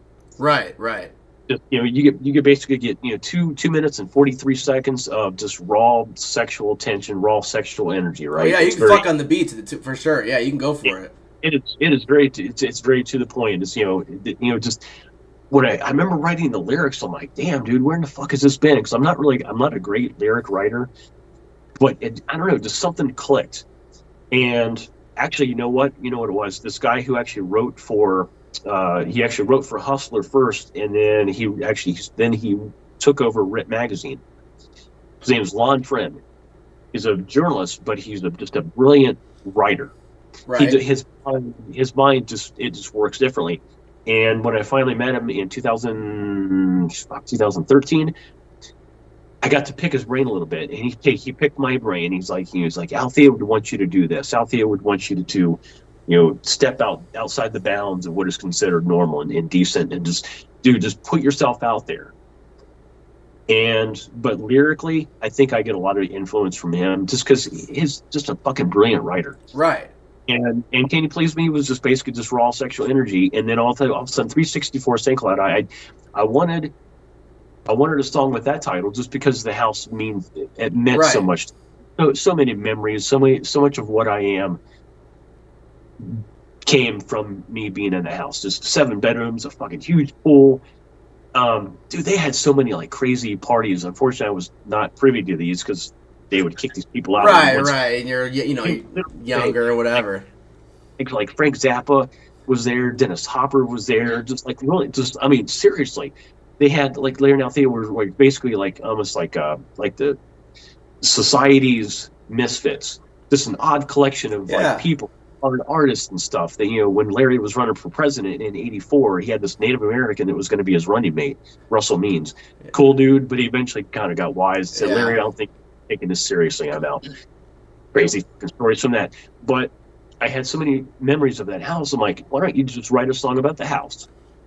But I wanted this song to be something that everybody could relate to, because it just had kind of like a commercial, catchy.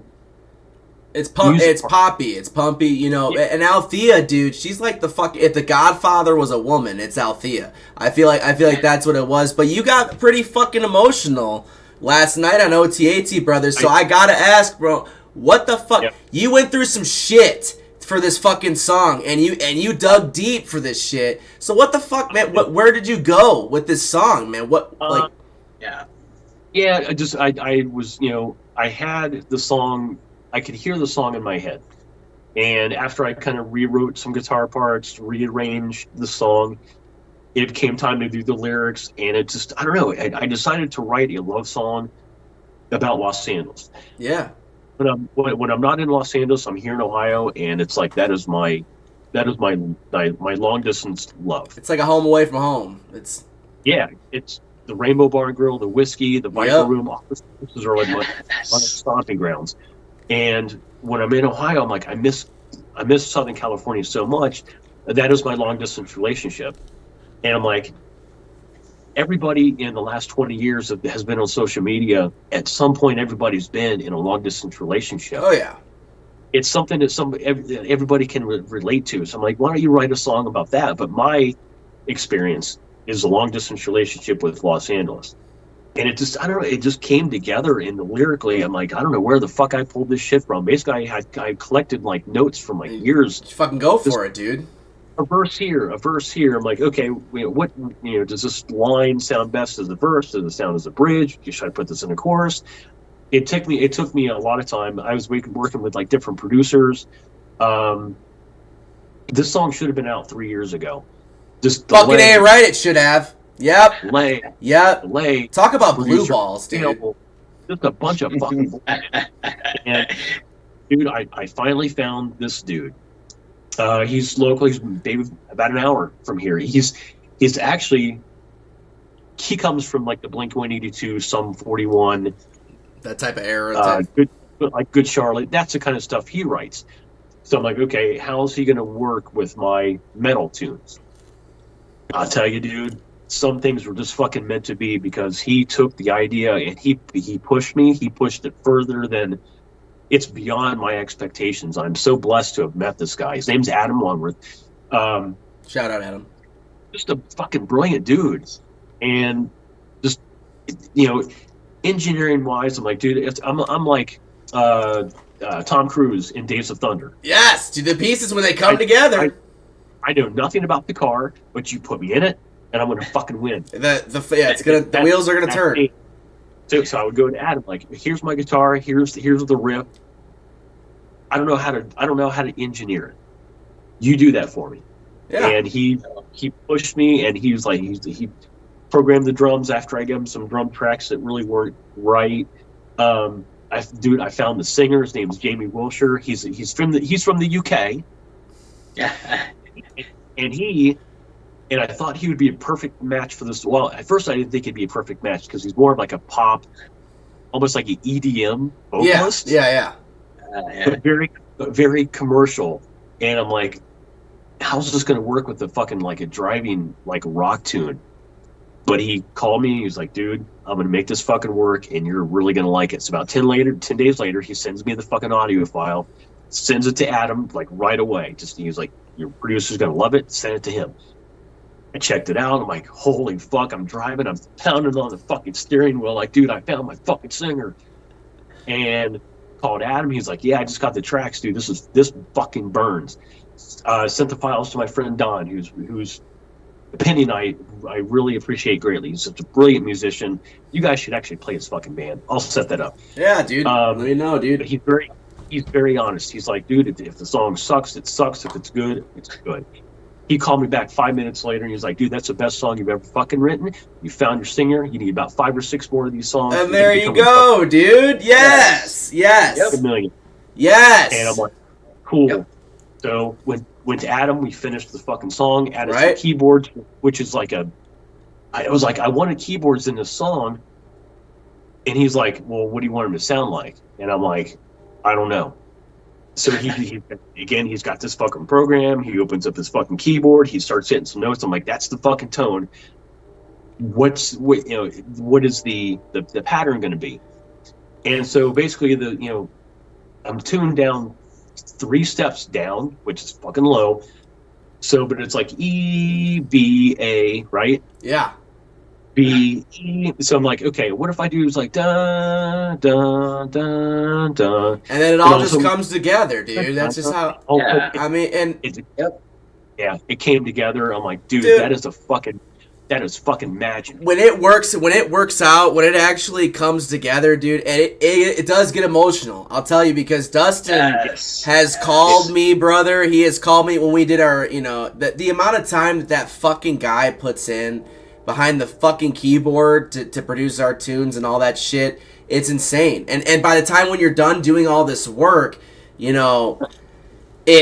emotional. It's a fucking payoff. And then you see fucking comments like, holy shit, did this sound so goddamn... Who is this? This is the motherfucking Cruella D'Vil that's going to be on the goddamn stage in Punk in the Corn. So if you want to get drop kicked in the fucking nuts with Can You Please Me, and slapped in the cock with Charlie 364, it's up to you, bro. It's up to you. Yeah. Johnny, go ahead and ask me your next question, bro. What I want to do is I wanted to have, like, each song is going to have its own personality. You're not really going to know what's coming next. For example, like the next song, so Cruella D'Vil is supposed to be like a sexy vampire. Right. Like, vibes, right? Well, the next single is about a quadruple homicide. The next single about that is good. Sunday school vibes. Yeah. Dude, it is heavy. It's just, again, Adam just knocked it out of the fucking park. We were not done recording it. I haven't sent the vocals to Jamie yet, so it's still in the works. It's probably about February. If it's not, I'm going to fucking find you, so that's fine. Because you gave me blue balls between Can You Please Me and this new tune, and I'll tell you, dude. And you know what? Justin, if you don't, all right, here. I'm going to ask you a question. All right, here we go. This question is, how the fuck are we going to get through this goddamn interview if we're only on the first fucking question, Justin? Johnny! I fucking told you. Ask him the next question! Fuck! This guy is amazing! Oh my fuck! Was fucking huge. Holy it was shit, huge, it's like man. Albert Einstein. All right, dude. Fucking all right. I didn't. Bring what you got. Yeah, go, Johnny. Oh, God. I did not write shit down for this interview because I knew you, brother, would inspire my fucking questions. So I want to know what fucking 80s band what 80s band, if you could have been one of the members, which fucking one would it have been? Which one, man? What band are you jamming out to? Because if that's fucking Vince Neil tickling at you right now, I'm going to say there's fucking Nikki Sixx's doppelganger up in here. Yes, dude. Yes. Timer starts now. Motley Crue. So Tim, you've heard this story. So when Motley Crue was still just a Hollywood band, this was 81, 82, when they were playing the clubs, they were playing the Starwood, they were playing Gazzarri's, they were playing eventually made their way up to the whiskey. When they were still Hollywood kids, my Aunt Althea loved going to the clubs, and so she would end up at the Rainbow. She absolutely loved the Rainbow. That place means a lot to me because of her history, and just it's like that's my first stop when I go into Hollywood. It's a Rainbow to fucking just get my fucking groove on. Anyways, so Althea would go to the Rainbow, and she'd meet like Nikki and Tommy there, and she would like, hey, if you guys want to come out to the house, we got booze, food, drug, just whatever, broads, just come on by, and they would, because they're fucking smart. And I always thought that was fucking cool that Althea was friends. She really loved Tommy. I mean, who doesn't? But I don't know, just like when I was like, when I heard Motley Crue kind of take off, I was like, dude, man, that's Althea's friends, man. They're doing fucking, they're kicking ass. I love this fucking band. First, I think I saw like the Looks to Kill video, and I'm like, dude, these guys are fucking next. This is like Kiss, but only better. Yeah. The Motley Crue was like, they were like the sex icons, dude. And they were also like one of the ones that like shouted at the devil. No pun intended. Yep. But they brought that satanic type vibe to the scene. But they didn't do it. They weren't fucking cutting pigs open and spilling blood on themselves. They weren't doing that shit. But what they did do is they used that iconic symbol, and they used that, all right, you want to fucking call our shit satanic? All right, bitch. All right, here you go. No problem. Let me slap it on you. And they went for it, dude. Motley Crue, Nikki Sixx, that motherfucker is like a goddamn zombie come to life. He overdosed, and he runs back up in the goddamn room and shoots up right again. Fantastic. Wow. You got to bow down, dude. We're not worthy, We're not worthy. I swear to God. Yeah. He passes out. He's still got the syringe in his arm. His full of blood. Goes in the pump. He's like, dude, I can't fucking stop. That's one thing I'll never fuck with, dude. I don't know about you guys. I never fucked with a needle. I never did. And that, I don't know how that shit became so popular, the heroin and shit. And crack, I get it. You sell it, it becomes really addictive, all that. But honestly, blow, that's fun. That's not too bad. But nowadays, dude, you got shit in there that's like, it's cut with, Satan's ass pubes, dude. It's not fun. So, but not Justin, you're sober though, bro. I am. Really the only thing that I did a lot of was drink. Yeah. And the main reason is, sadly enough, we would literally watch Althea. I mean, we wouldn't watch her get high, but we'd be out there just hanging out with her. She loved to dye her hair different colors, and we would just literally be hanging out. And she'd be gone about half hour to an hour, and all of a sudden she'd come out and a completely different person, because she was high.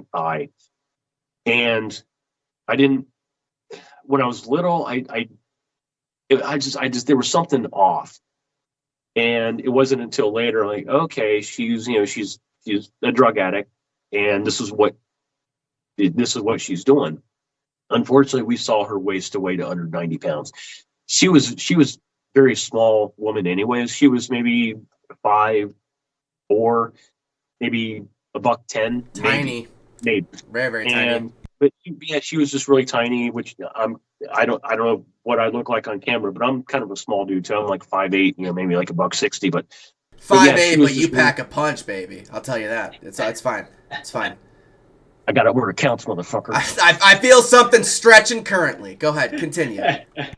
So unfortunately, we saw Althea kind of whittle away to under 90 pounds. And, eventually, it came out that she had AIDS, and she drowned in a bathtub. But I literally never touched drugs because of watching Althea. What happened to her? Just a completely different person. It was like, man, what's going on here? And believe me, It changes a person, dude. It offered everything, especially in like a pretty boy band, I've always been. You get fucking chicks and dudes fucking, hey man, I want you to do my fucking drugs, man. Oh yeah, oh yeah, dude. And every single time, dude, I'm like, nope, I can't, because just my family. There's so many addicts in my family, like, dude. I'm not going to become another one of them people. I'm like, there's absolutely no. Althea would not want that for me. My dad would absolutely not.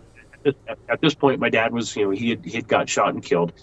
My dad would have been really upset. I would have disappointed him. I would have broke my mom's heart. Well, yeah. And Althea didn't want that for me. She wanted me to play guitar. She gave me 4 guitars, an amp, and a bunch of fucking rock clothes with spikes coming out of shoulders. And biggest fan. And she's like, I want you to play guitar. I want you to see if you can do this. And unfortunately, it wasn't until after she was gone, the day we got that call, she passed away. Right. I started that fucking day, June 27th, 1987. It always works out like that, dude, because the ones that don't. The ones that actually live life to the fullest, they do, and they're the important ones in our life, and they're the good ones. The ones that actually look out for people are the ones that they'll give their jacket to a homeless person, they'll get things like that, whatever, or they're just family, dude. They're always taken too soon, dude. No matter how you look at it, and especially when it comes to drugs, and Althea, dude, she's still here with you, bro. To be honest, I've lost so many fucking people along the way. The army, everything else. It's a goddamn nightmare. We won't get into that shit. This interview is not about me. But, we've all saw, our tragedy and the trauma and everything that leads up to it. But honestly, every time you get that feeling of comfort when you're playing your music and shit, dude, that's fucking Althea tapping you on the shoulder saying, bro, this fucking rocks. This kicks ass, dude. Everything I do musically is for her. Fucking A right, dude. I think of her constantly, every day. I usually have a couple voices in my head. First of all, just Althea's. I can still hear Althea's voice. She was just really fucking cool. She was like, I loved all my family, but Althea was like the one person that saw in me there's 2 important days in your life: the day you're born and the day you realize why you were born. And Althea gave me that. She showed me that reason. I was a little punk. I was like 11 years old. I didn't know anything. I was still eating paste in school. Hell yeah. But she guitars and like, dude, I want you to do this. You've been playing air guitar for the first 11 years of your life. Why don't you try to sing for real? And it just it was a struggle. Because what 11-year-old in the early 80s didn't want to be Eddie Van Halen. Oh yeah, I did. Dude. Oh yeah. But I mean, these things, these tragedies, these types of situations were put in, as far as indie musicians, man, the underground it's an interesting breed of people. All these people watching right now, they're not fucking normal. This is a group of outcasts that are deemed, not normal by a society that has unfortunately went to standards to appease the majority. I'll always support the underdogs like you, the guys that are a little bit hidden, that only have 2 fucking tunes, but the tragedies along the way and the trauma and all that shit adding up is what makes us musicians. We don't know how to say that shit out in our own actual words, and to communicate that to a person, you can't. You'll start bawling your eyes out, number 1. Or number 2, you'll be like, you don't know what the fuck I've been through. Fuck you. It'll go one or each direction. So, what do? You slam out a nasty fucking riff. You lay down some lyrics that actually mean something to you. You don't give a fuck about what people think. You just write it. You go for it. And you know what? You come out with Can You Please Me? And you come out with your new tune, dude. And that's what you got. And Althea, excuse me.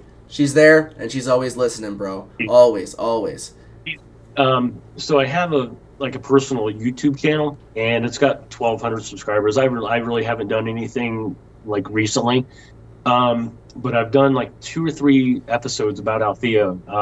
This one talking about the People versus Larry Flint, and about how Milos Forman got that completely fucking wrong. Courtney Love.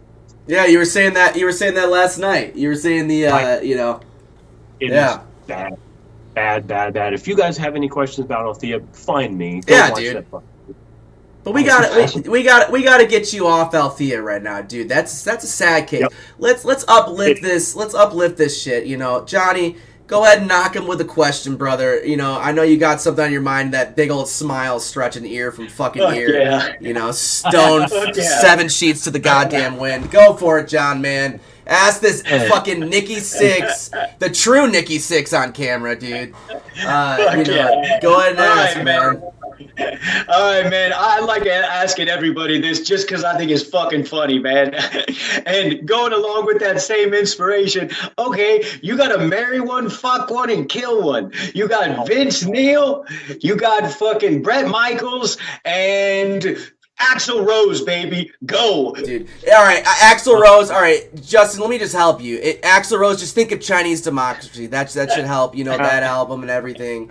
You know, just think of that. You guys are lucky I'm comfortable enough with my sexuality to answer this. Oh, fucking A. You know what? If we were all trapped in a room, it's a dark room, the chick has a dick, a hole's a hole, Justin. It's a hole, okay? Yes! All right. I really, really don't like poison. You fucker! You fucker! Damn you, Justin! Bret Michaels, you're done, dude. Yeah. Damn. All right, Bret Michaels, 6 feet under. Next, what we got? 6 feet. I'm going to marry Vince. No. Yeah, dude, he got chubby, man. Remember that. He's a weird looking fuck now, man. He been put through the grinder. Yeah. Damn. And remember, Axl's racist. Don't forget about that. That was a thing. That was a thing. Mind Fewer. Remember that. You could fuck Mind Fewer for a night, but can you marry him? I'm gonna. This is a hard one. I'm sorry, man. I'm digging deep over here. This is intrusive thoughts. I can't do. Why can't this be like fucking Blackie Laws from Wasp, Nikki Six from fucking? It's not black and white, Justin. We're digging deep. Yes. You got Vince Neil in a corner, and you got fucking in the other corner. What are you doing? All right. So, all right. Can I be as vulgar as fuck it? All right. Have you heard what I said so far, sir? Yeah. So, all right. So Bret Michaels, 6 feet under.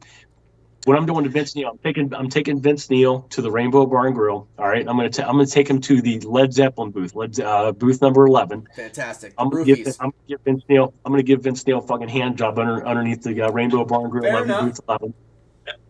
And I guess I'm gonna marry Axl Rose just because I don't know.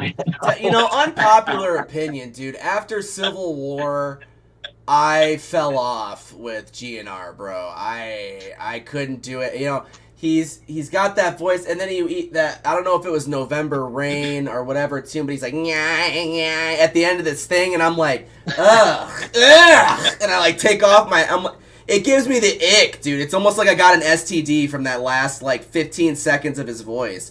You know, and he's a great fucking artist, dude. But he fell off.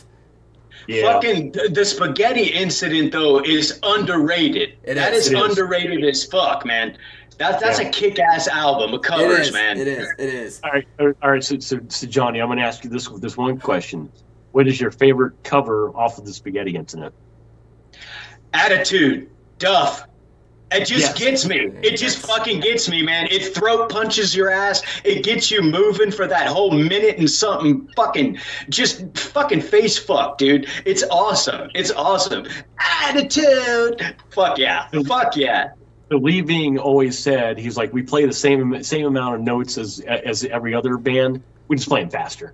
Dude, you know why everyone plays the Misfits, bro? It's because it's the nastiest shit, you know, that, you know, has come on stage. I'm a huge Misfits fan. I don't know if you could tell. I may or may not have a Misfits tattoo on my ass. You know, who knows? You know, maybe you'll find out in Punk in the Corn. But the Misfits, dude. I was actually thinking of Jesus. So on that album they did a Fear cover. They did Jesus Christ. I'm having like lost my train of thought. But they did a Fear cover off of that. on that album, and they did what the fuck? Oh shit! What was the name of that? Fuck? Well, brain cells are depleted currently. Yeah.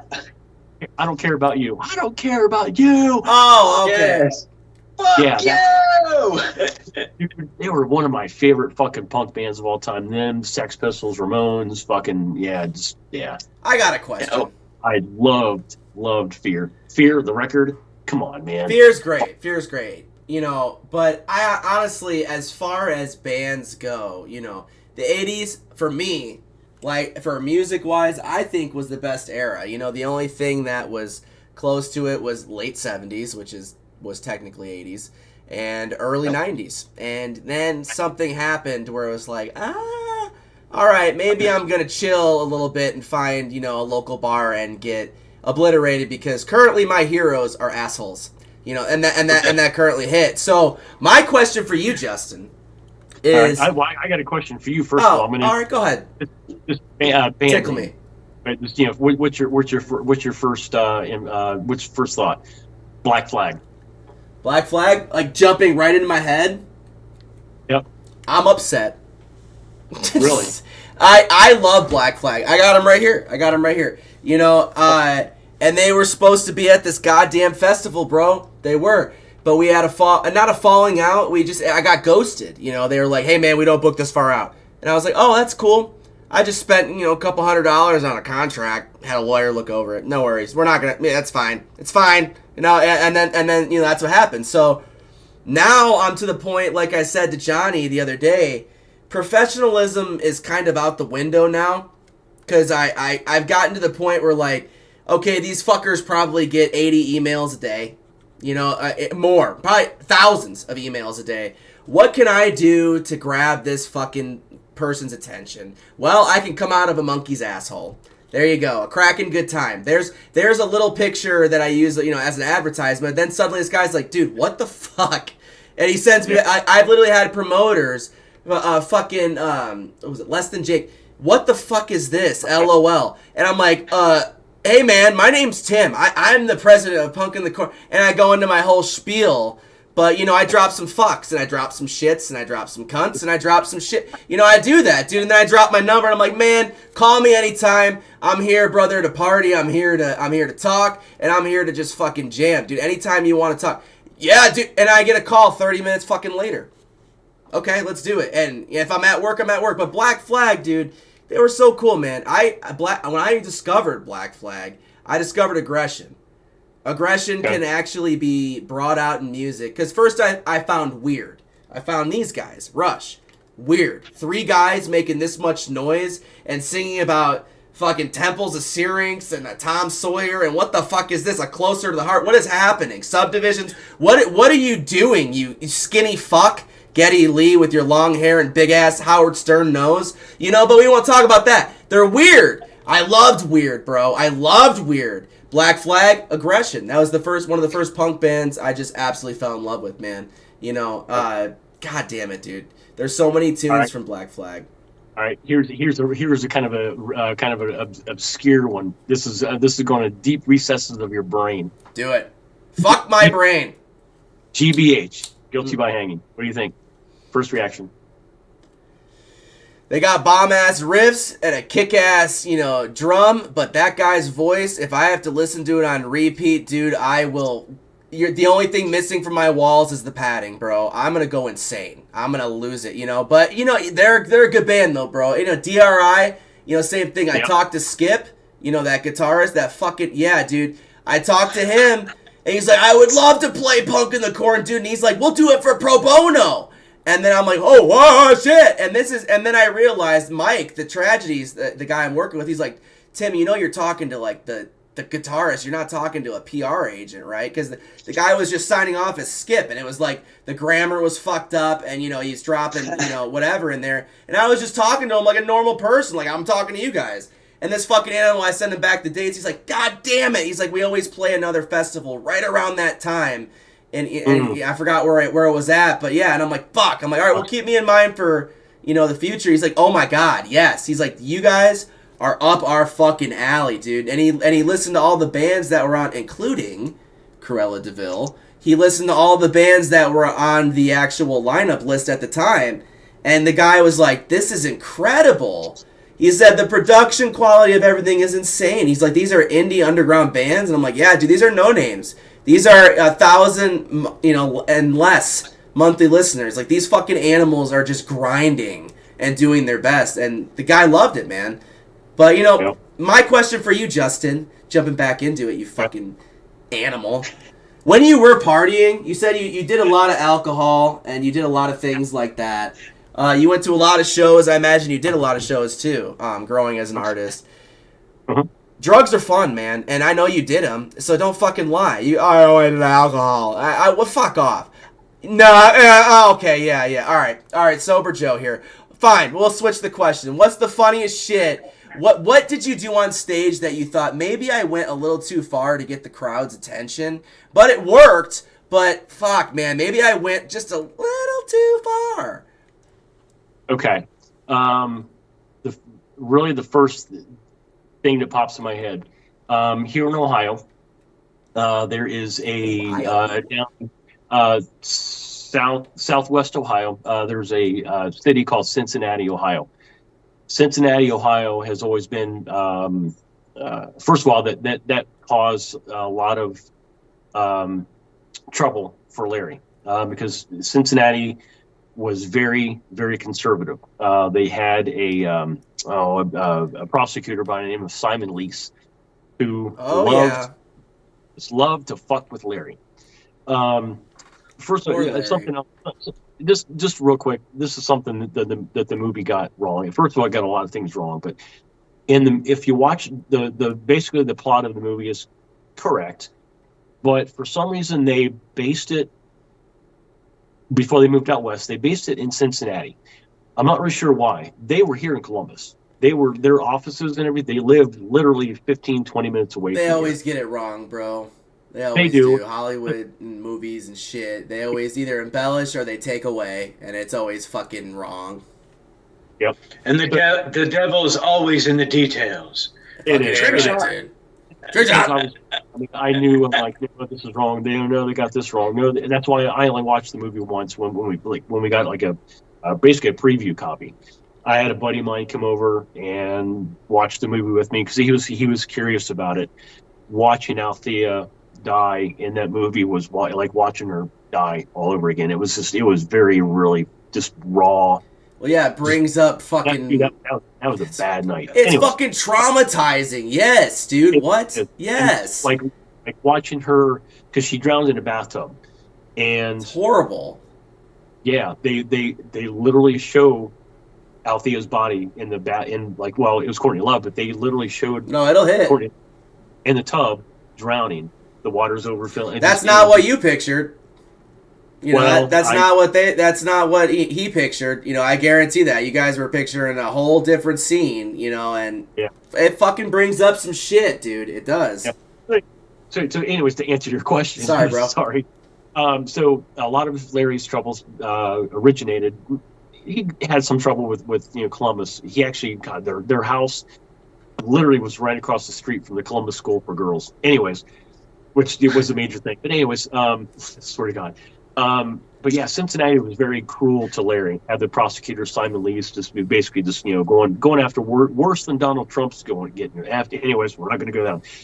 So Donald T. When I was playing bands and we would tour like regionally, whenever we played Cincinnati, I always brought a little fucking extra attitude. So what I would do is I would take the very, very original Larry Flynt for President shirt, which is like the first pressing, again, came out in '84. And I would take this shirt, and at the time I had sleeves cut off, and I would tape it to my amps. Perfect. I would it gets much worse. I would then take Hustler magazines, and I would put them right in the front of the stage by the monitors. Yes. Right? Lay them out. Turn them. You sleazy bitch. Face in the crowd. And believe me, we had chicks coming up to check out the buff, motherfucker. Yes. Sitting there watching me play, look through magazines. Dude, if that doesn't grab, if tits, ass, and vag don't grab some attention, bro.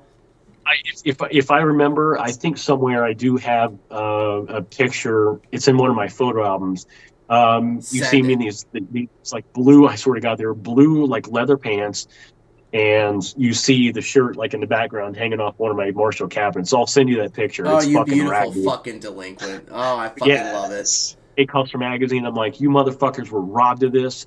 Fuck your city. Here's Hustler magazine. Fuck your product. Just. Oh, dude, yeah, that's an amazing statement though, bro. Like that hits. You know, I just ramble on stage, and then Dustin's like, yeah, this is Tim from EWL 2, 3, 4, and then he jumps in the song because and he's like, shut the fuck up, you fucking idiot, like, oh my god, I will rant. Like, if I see, like, one dude dancing, I'll call out that dude, like, get up here, motherfucker! And he'll get up on stage, and Dustin's like, Jesus Christ, you're gonna start a goddamn riot. This is not normal. And, every time we go to a goddamn gig, I always say, we're gonna make a fucking impact. Because our band, and I think you guys agree, with your band, we're not here to, play to the ears that are texting on their phone, to the ones that are having a conversation. No, we're here to interrupt your fucking conversation. We are here because we have something to say. This is our fucking music, and we're gonna interrupt that shit. And now you're gonna listen. And when you do listen, you're gonna really understand. And you're gonna follow me like a goddamn cult. That's what you're gonna do. And lick my ass. Don't forget to get the crack. You demand your attention. Yes. Yes. Always has to do with maybe the bounds of the law. You have to be different. Yeah. Motley Crue is different. Yeah. They got rejected, but they were different. Yeah, they can set themselves on fire and fucking A right, dude. It's just crazy shit. Yeah. And dude, I can't wait to see, because I can see Cruella D'Vil set. I can hear it in my mind, and it's like it's something that like a local scene has never seen. No, if that makes any sense. Like, usually if you go see a local band, right, you have drums, you have like maybe one small practice amp, one on the other side, and that's it. I have such fucking ideas, for like even like a backdrop. Yeah, dude. Visual and like naked mannequins and honestly, Justin, trash cans on fire and just you're not too far off from Punk in the Corn. All right, can I just give you an image of what we got? This is kind of like Johnny knows I sent it to him.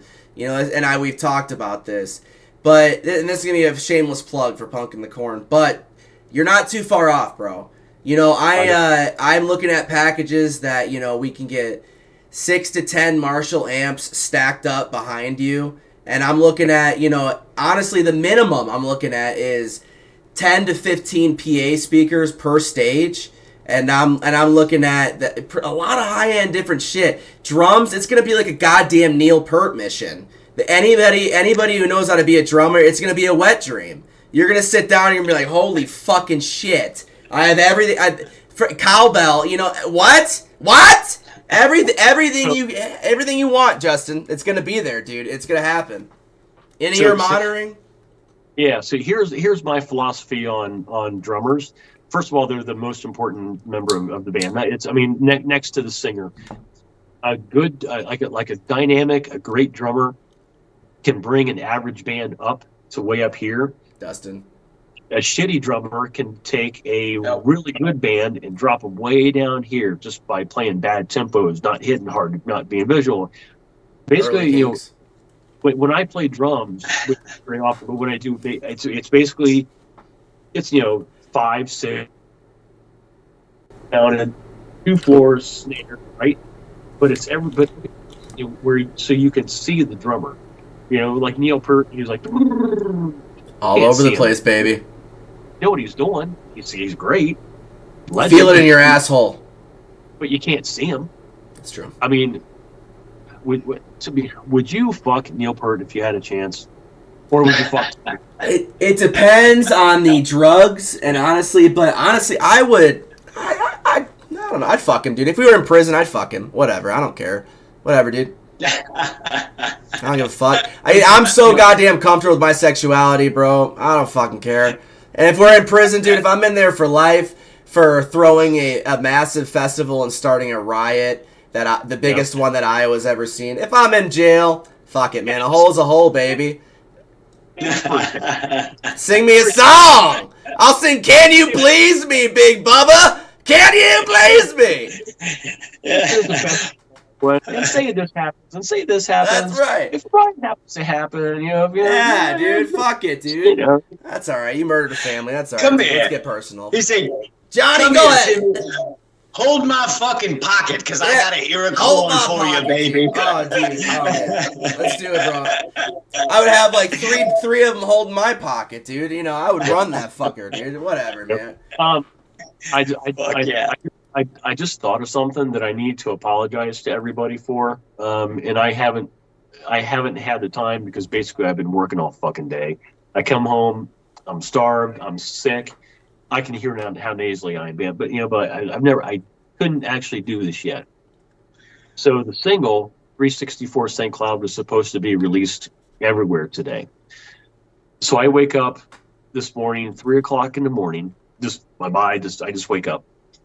And my first, I need to grab my phone. I just need to make sure the single's up on Spotify, YouTube Music, Apple Music. Make sure it's everywhere. Go to Spotify. Shit, it's not coming up. Fuck. Go to YouTube Music. Shit, it's not coming up. What the fuck's going on here? Dude. So I go to my distributor, and it says ready. So I'm like, well, I'm ready too. Let's fucking do this. Yeah, dude. But it says. It said something about there's basically a setting that I had through the distributor that wasn't. First of all, I'm not really sure why this is on here because there's different plan levels, and my plan level there shouldn't have been a certain question that was because that triggered some sort of thing, and it basically said recording location. So I put obviously Ohio, USA. Well, my plan does not include for me to be able to answer that fucking question. Why it was there, dude. And so it was real fucking small. There's like a little red padlock. I thought it was just a red dot. I mean, bro. Turned out. Don't worry about it, man. Man. Padlock. So basically, I had to take out the Ohio USA, which is the stupidest fucking thing. Why this is on here? I took it out, hit save. And all of a sudden, thank you, Justin. Your song is now submitted. I'm like, you got to be fucking kidding me. Shit happens. So now I got to wait 2 business days, which is basically till Monday or Tuesday before they can send it to the stores, which it's going to be available everywhere. Then I got to wait another week to 3 weeks for them to go through their fucking bullshit. Picking needles out of a fucking haystack. Dude, the man is a bitch. So I want to sincerely apologize to everybody who might have been looking for this song this morning and couldn't, because when I got to work this morning, believe me, I was fucking mobbed. Dude, I couldn't find your song, man. I couldn't find your song. It was bad because I put so much fucking time and so much resources into not hyping them up, but just normal stuff. Posting. Right. When I did a countdown. I don't know if you guys had I saw it. Posting different pictures of Los Angeles either that I took or like a place that meant so much to me, and just a countdown. And I would put like one line from the verse in there, so people would get like day by day they would get the verse, like they would get eventually the song. I put so much energy and stuff into this that it's why I'm sick, because I was so fucking stressed out. Like I haven't slept in 3 fucking nights. Dude. because I'm such a, and I got this from Larry and Althea. I'm such a, I'm so determined. I'm so I've got hustle. I've got grind. I've got determination. I got, if you look under persistence in a dictionary, you see this. Fucking ain't right, dude. But Justin, you gotta realize, bro. You gotta realize none of us are fucking perfect. I was 10 minutes late to my own goddamn show. And you know what? Look how offended I am. Look at me. I'm screaming. You see me? I'm shaking in my boots, dude. I'm going nuts. You see me over here? I'm so offended. You know, but we got a couple more questions for you, you fucking animal. You look beautiful. You look beautiful, Tim. Oh, thank you, thank you. Yes, you see the beard? This is different. I'm shaving actually, you know, shortly, but probably after this show. I got to keep the stash going, dude. You know. You definitely have the King Diamond mustache going. Oh, dude, Dude, that's a legitimate fucking like 80s porn stash. Oh dude. Yeah, dude, it's legend. This is the tickle the clit type shit, dude. Yeah, yeah. Oh yeah, dude. The wife loves it. Shout out to my beautiful wife, Hallie, dude. Yeah, this little goddamn caterpillar, dude. It'll crawl. It'll crawl into Pleasureland. It will. It will. Can we do Kill Fuck Mary and include you in this? Well, you know what? Yes. All right, go ahead. Go ahead. Who?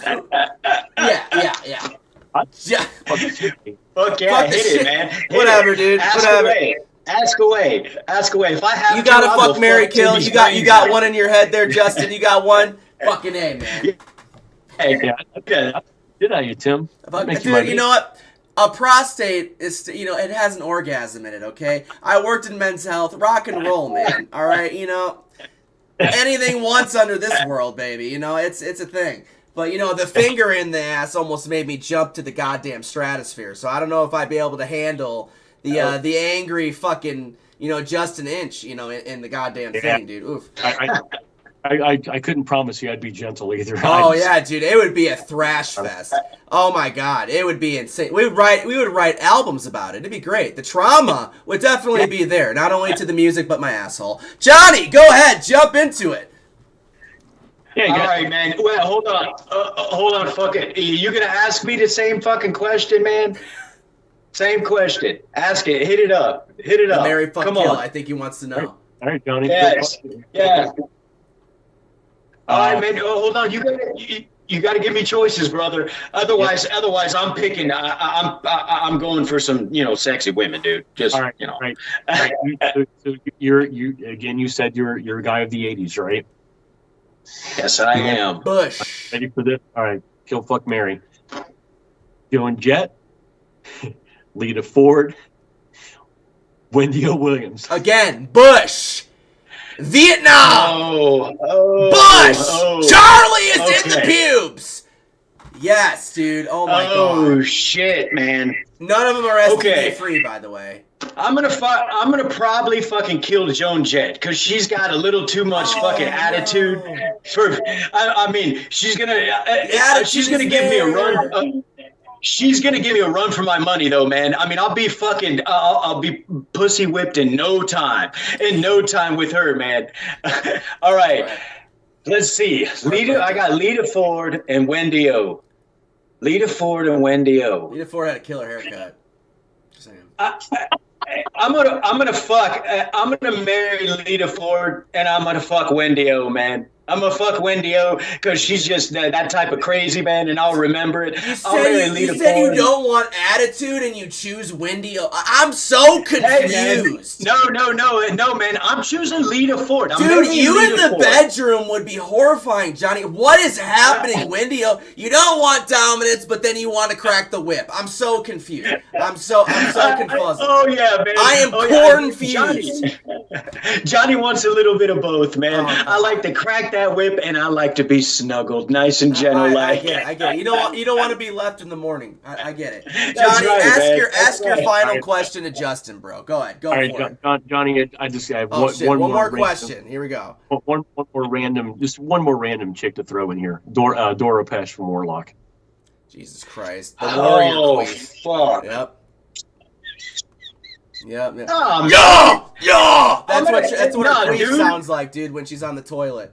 Yeah, it's like the GNR song, man. I'm gonna fuck her, marry her, and then I'll fucking kill her. There you go, dude. Yeah, you can't. Yeah, and then you might as well turn the gun on yourself at that point because you are gonna be so goddamn traumatized. You're not gonna be able to live through the goddamn day.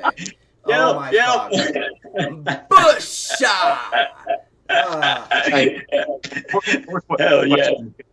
questions. What else you got? And does anybody in the chat have any questions or Yes, anything? all right. So we got a few more questions to finish off I this can't- badass interview. We had some technical difficulties, Yeah. so we ran a little late. Whatever. Fuck me, Yep. kill me, marry me, whatever you got to do. So we're gonna finish off with a few more questions. Johnny, go ahead and jump into it, man. Dig deep. The rectum is open. I want to fucking know, man. I know this is a long-winded topic sometimes, but I just want to know what message you could give as somebody who, like fucking most of us, man, I know damn sure me, who has struggled with addiction, who has struggled with, whether it be fucking writer's block too. I just don't feel like doing this anymore. I'm not emotionally capable of it, whatever the fuck it is. What message of hope, inspiration would you give those people, man, to keep continuing and keep getting that shit out there? People want to hear, man. For people with addiction, obviously this one hits home. Man, just know that there's people that love you, there's people that care about you, and there's always somebody that's willing to help. So usually, addicts, they usually think, man, I'm a piece of shit. Nobody cares about me. What am I living for? What am I here? What am I here for? What's my purpose other than to die? There's always at least somebody that cares about you more than you know, and everybody's got their purpose, and sometimes unfortunately you need to hit rock bottom to find out what your purpose is. The guy who helped Nikki Sixx get sober, I can't remember his name, but he was an addict himself, just bad. And maybe your purpose in life is to help somebody get over addiction. And that's what this guy, he was basically an addiction specialist. So it's very important that you find something in your life that give you, not in a religious sense, but gives you salvation. For me, that is music. To me, that's writing. That is basically why I am put on this earth, is to write and to entertain and to be jackass of all trades. I do that in spades. But everybody's got their purpose, and you just sometimes, I always find I take things from different people. Obviously from Lon, it was more writing. Althea was about hustle and heart and grind. Larry was, being anti-establishment. There's things I take from different people. If anybody has any issues or any addiction issues, reach out to us.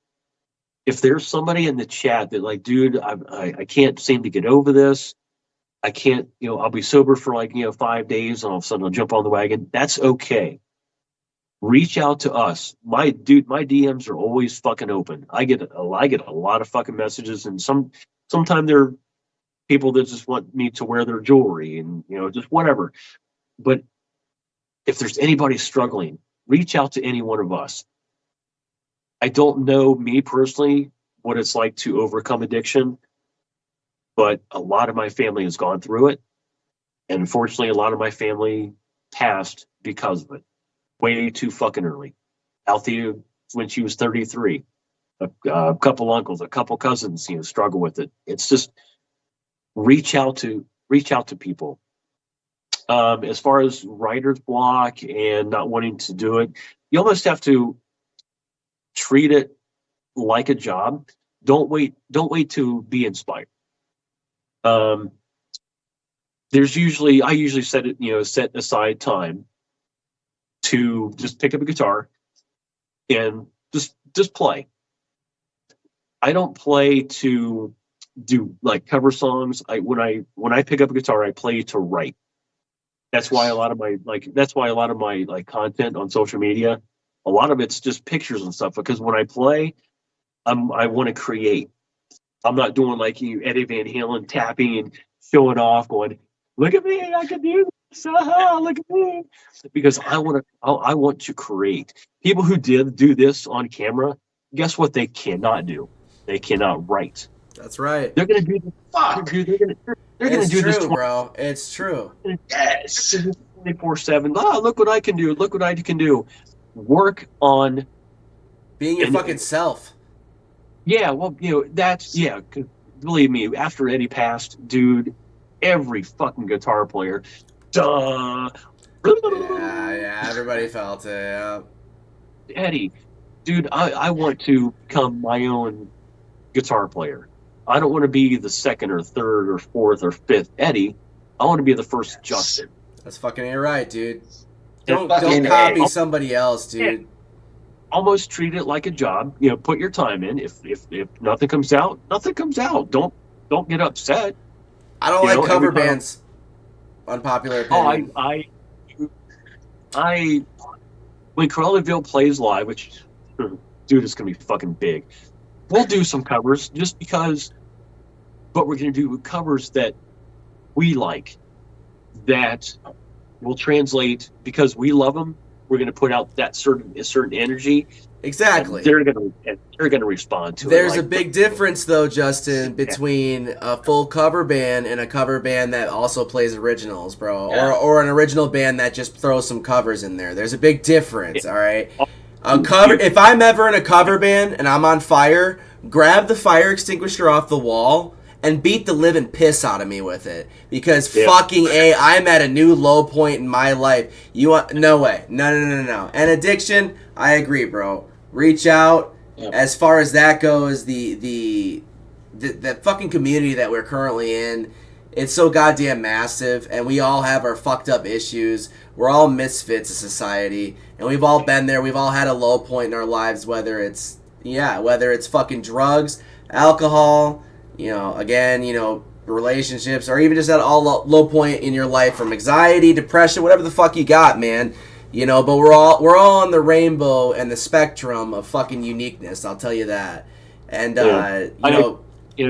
like a few friends of mine, they struggle with depression. I grew up with these people. I had no fucking idea. Fucking right, man. It's very common, bro. Yeah, just reach out to them. Say, hey, man, I just want to see how you're doing, man. Mind if I pop by? And always being there, dude. And you answer fairly quickly, always, unless you're fucking sick. Unfortunately, you're like down in the fucking the grinder right now, man. But I appreciate you coming on, dude, for sure. I know you're fucking feeling like a goddamn shit right now. So I get it, man. I appreciate you, bro. That's a true punk, man. That's a true punk. And before we get down to the last question here, so I have a question, and then we're gonna end the show with one question that each of you guys can ask me. I will not say pass. It could be any question, and I will be 100% transparent and honest, which I am with everything on this fucking show and with my content. So my final question for you, Justin, is, leading up to this point, man, the underground scene, when I go into bars, sometimes, actually most of the time, when you go see a local band, there's only really 20 to 50 people, in the audience, So you're really like, and you're there to support them, and you could be the loudest guy in the crowd. It's fantastic. But, what does that band feel? Do they feel like a rock star? I don't really know. But being that the new capacity that we're looking at for the Punk in the Corn, which is 15,000 people, and that is the owner of the fairgrounds recommended thing. He kind of was like, 7,000, what the fuck? Get those numbers out of here, dude. What are you doing, So, what do you think Cruella D'Vil will feel like? What will you feel like when you're playing in front of thousands of people and you come on that stage and there's fog machines, there's lighting, there's pyro, and there's everything that would make you feel like a true rock star that would be at a professional show, but actually it's in the middle of a cornfield. But you at least have 2,000 to 3,000 of those people screaming your name. And they're there just to see you. They're not there to see everybody on the lineup. They're there to see Cruella D'Vil.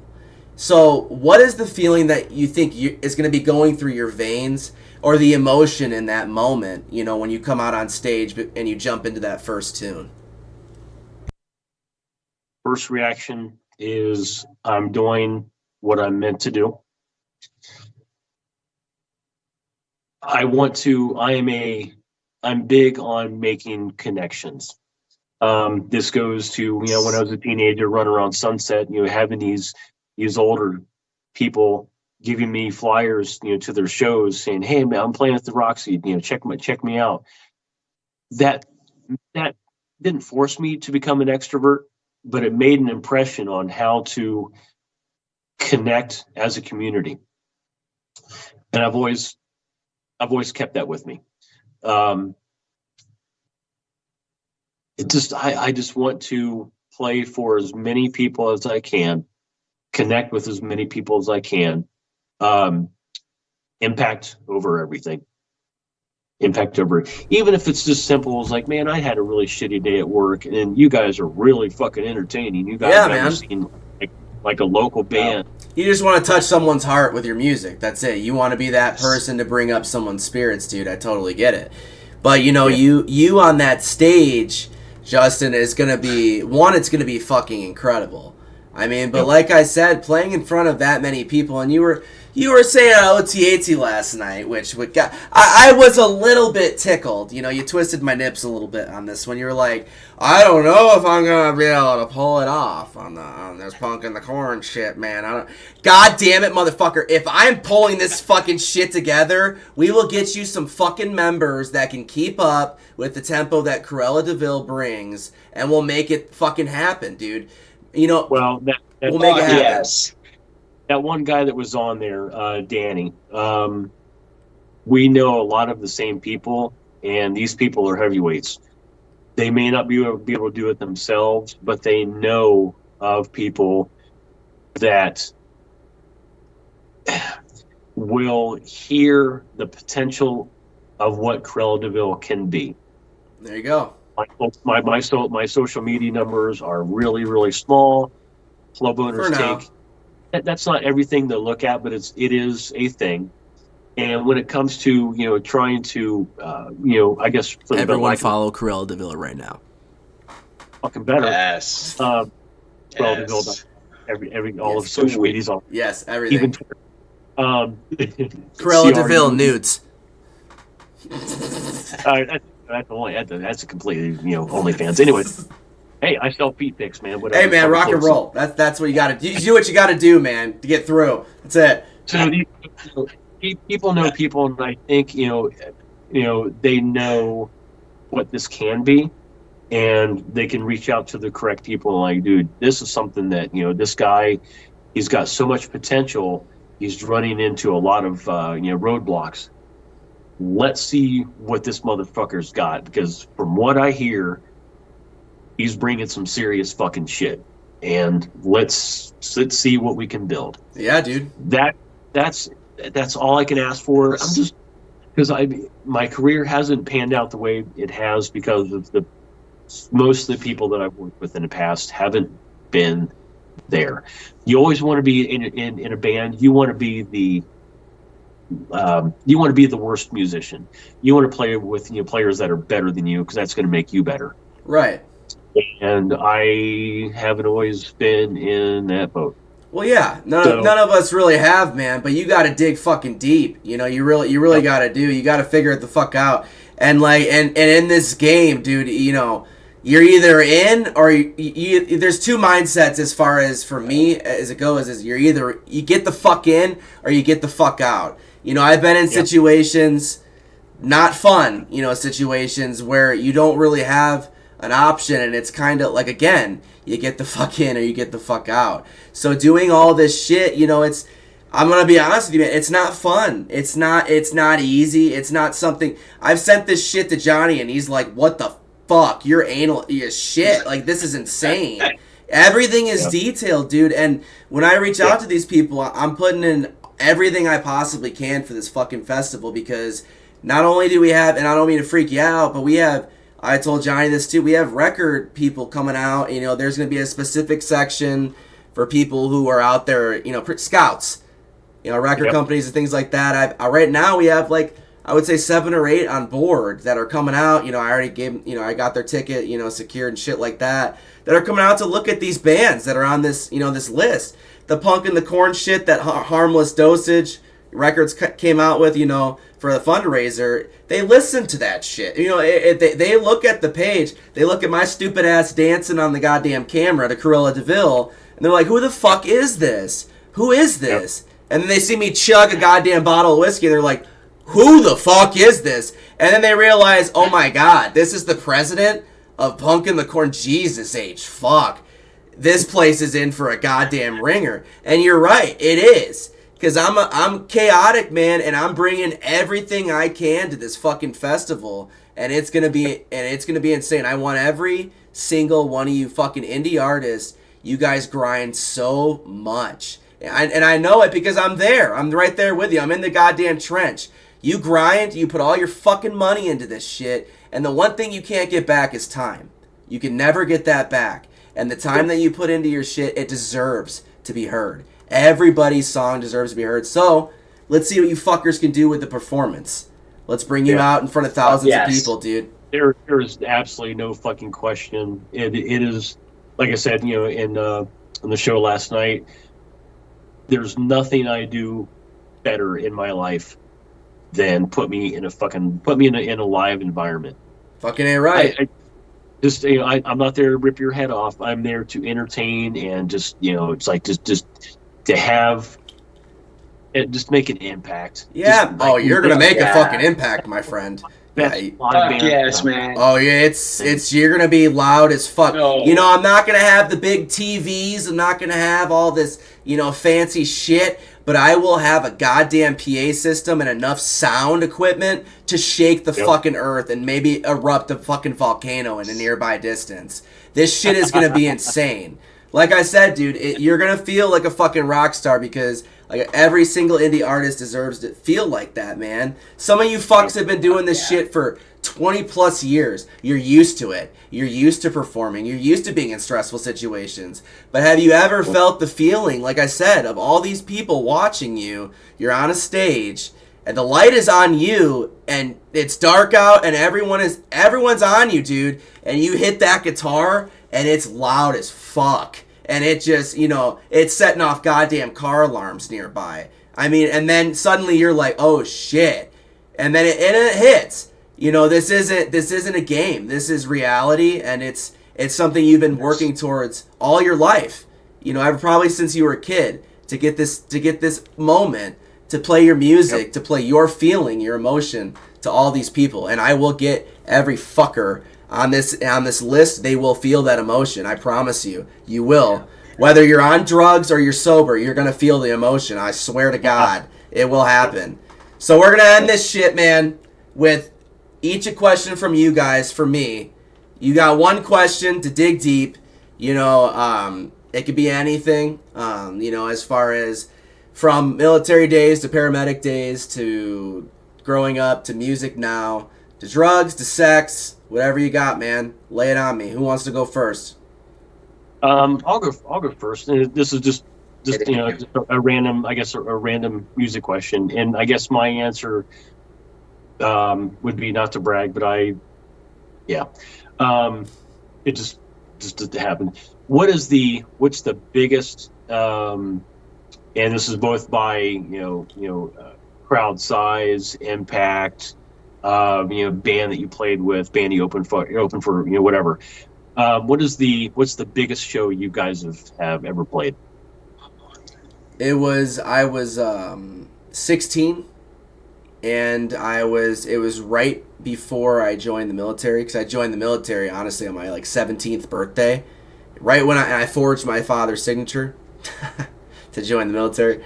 Fuck him, I fucking love him, dude. He's a goddamn animal, my dad. But no, he didn't want me to go. He really didn't, man. He wanted to protect me at all costs. But unfortunately, when I put my mind to something, I'm gonna jump into it, and not think about it. I'm just gonna fucking do it. So. But for me, I opened up for Uncle Kracker. So it was at it's called Old Settlers Days. It was a Roscoe Rockton festival out there in Illinois. And I played in front of probably, I would say, 3,000 people. and it was just me and acoustic guitar. I was just a fat little kid, and I just went for it, dude. I played Free Fallin' by Tom Petty. I played Nice Guys Come Last. You know, I played all these tunes I wrote, and, you know, the crowd was hilarious. They loved it, man. They were all cheering me on, you know, and the fond memory that I'll always have, though, I'll always have this, because this guy was fucked up, that lead singer. And I'll never forget this. It was after the show, and I was like a stage roadie because I was a wrestler, and I was an opener, so I helped, you know, tear shit down and stuff like that. And I was a kid, you know, I was 16 years old, but whatever, that's besides the point. I'm an adult, apparently, at this point, to this guy. So I go into I'm in the back of the stage area, and he's like, hey, you know, that was a great set, kid. That was fucking, and he's all fucked up, you know, you could tell. He's like, that was a great set, kid, you know, you want to come check out the tour bus? And I'm like, oh my God, yes. I was like, fuck yeah, dude. I was like, I would love to, you know. I fucking just throw down the microphone. I'm like, yeah, let's do it, dude, yeah. A fat, chubby kid, you know, going to see some cookies. And I go into this tour bus. You can't even see your hand in front of your face. I mean, the smoke is filled in this fucking thing. You know, you're stoned just from the contact high walking in. There's two half-nude women sitting, you know, with the bass guitarist and the drummer. And this other guy's in the back. He's sniffing. He's just going at it in the back. I never thought that Uncle Cracker would be like fucking this, but it was a fond memory. And then he sits me down. He's like, "What do you think, man? What do you think of the band?" And I was like, "Yeah, dude. I was like, I love it, but to be honest with you, I only know one tune from you guys." And Okay. he says, "Ouch." And I was like, it's not really ouch, man. I was like, I listen to like bands like Black Flag and things like that, and I play your shit when I'm stoned around a campfire, you know. And he's like, well, that's fair. He's like, that's fair. He's like, what do you think? What do you think? I could do better or something? I'm like, yeah, I think you can. I was like, dude, you were fucked up on stage tonight. I was like, I loved it. You sounded great, but you were fucked. And he's like, yeah. Yeah. And he says yeah like 5 times, and I'm like, currently you're fucked. And I'm 16 years old, and I'm a kid telling this to this guy, and clearly I'm ripped because I'm sitting there and I'm in this cloud of fucking hashish and shit going in the air, and God knows what farts and whatever the shit was happening. But yeah, I was telling this guy kind of off and shit, and then by the end of the conversation, dude, he like gave me a hug. He gave me a signed, you know, they all signed some shit for me. He was super cool, and he's like, you're a smart kid, man. He's like, you know, and you sound pretty good, you know, singing. He's like, you caught my attention. He's like, that's why I invited you back. He's like, and fat kids, you know, they don't get accepted, man. And, you know, he's like, you know, I accept you, bro. I was a fat kid. And I was like, well, I'm not fat, man. You know, fuck. And he's like, and your original, man, nice guys really do come last. And he's like, have a good night, bro. And he gave me a hug, and he gave me this shit, and he kicked my ass off the tour bus, and they left. Damn. And that was it. And then I was like, holy fuck, dude. This guy loved my music, and that was an insane. And that's a true story, man. You know, I ran home to mom and dad. I was like, oh my God. You know, my eyes all fucking redder than the devil's dick. And they're like, what the fuck happened to you? What is going on? You know, I'm like, Uncle Cracker. And they're like, no, we don't believe you. And I'm like, look at this. And I show all this shit. You know, we have a fucking, you know, I didn't have a fucking phone at the time. It wasn't like, you know, we didn't have nice shit that we have nowadays. I had like it was like a fucking disposable camera, I think I had. And I was like, I got it here. I was like, you gotta see this shit. And, you know, we took it, and it was like when Walmart was open 24 hours, we ran to Walmart, we produced the photos, and my mom was like, holy shit. Oh my God. God damn. That's real. She's like, and you know, you're grounded because you did drugs, you idiot. And I'm like, you know, it was worth it. Yeah. Johnny, what about you, bro? Man, the most I've ever played to, no shit. I'm going back a good decade and some change, man. 18, same thing, Cocoa Beach, Florida. We opened 3 bands. Headliner was the Supervillains, and that was a sold out fucking max capacity, you know, 500 crammed in there, and it was the fucking most entertaining, energetic night of my fucking life, man. I mean, I've played in bands, just different various bands over the years, man. And you hit that, 100, 250, and fucking I still think, I mean, you're playing in front of, Coliseum, and I've always fucking brought it no matter what. But I've played in shit, man, where it's as little as there's like fucking 15 people and 7 of them are your friends, man. And still, you fucking bring it. It's that energy. It's that whole vibe. And now I can remember those fucking days, man. I mean, it's sometimes the little bit of, malted hops and bong resin has killed a little bit of the fucking memories because I'm having a brain fart of even what the fucking place was called. I mean, but I know it. I've got pictures and shit, and it's like, it's there. I know I was fucking there. I mean, yeah, probably about 500 people, something like this, man. No. It's Rockstar. I'm up there, man. Whatever fucking idols, whatever you want to call it. I'm Kiss. I'm Motley. I'm fucking the Ramones. I'm Misfits. Whatever, man. I mean, for a fucking night, and anybody that notices, listens to the fucking music and digs it.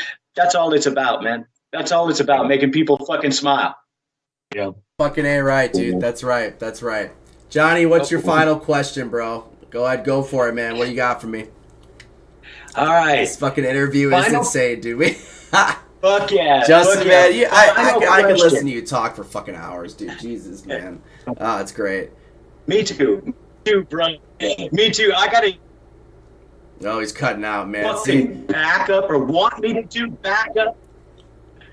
Hold up. All right, we got you back. I'm there? Yep. Okay, all right. I just want to throw this out too, brother. You want or need my dumbass to sing any backup or any vocals, man? I'm fucking down, dude. I am down. If not, I'll be right there in the front row, screaming them out anyway. Oh yeah, it's dude. my vibe, man. Same. I love it. Oh, I same, fucking love dude. it. I'm gonna start a Nice. fucking mosh pit. I'm gonna drop kick a goddamn, platypus, dude. It's going down. And it's gonna be in the corn, dude. We're gonna raise the goddamn corn. The erections that are gonna be in the audience are gonna be tremendous when, Cruella D'Vil goes on the stage, bro. Oh my god. Yes. Speaking of which, Tim, last fucking question for you, man. Last question. We'll End this stay off. along the lines of the fucking corn. The fucking corn, baby. What has been the most fucking challenging part of it to you? What has been the thing that's like, fucking A, I did not think this was going to be this difficult? This aspect, whatever element that may be, man. What's been the hardest thing for you, brother? Actually coming to fruition that if I fail, how many people that are involved in this are gonna fail too. And it's a thing that like weighs on me, dude, because I push this shit. Like, I do my homework on all this shit in the festival, because before I started, I was just a grungy, happy punk. I was loud, and then I really woke up to reality, and I was like, wait, no, dude, I'm gonna fucking do this shit.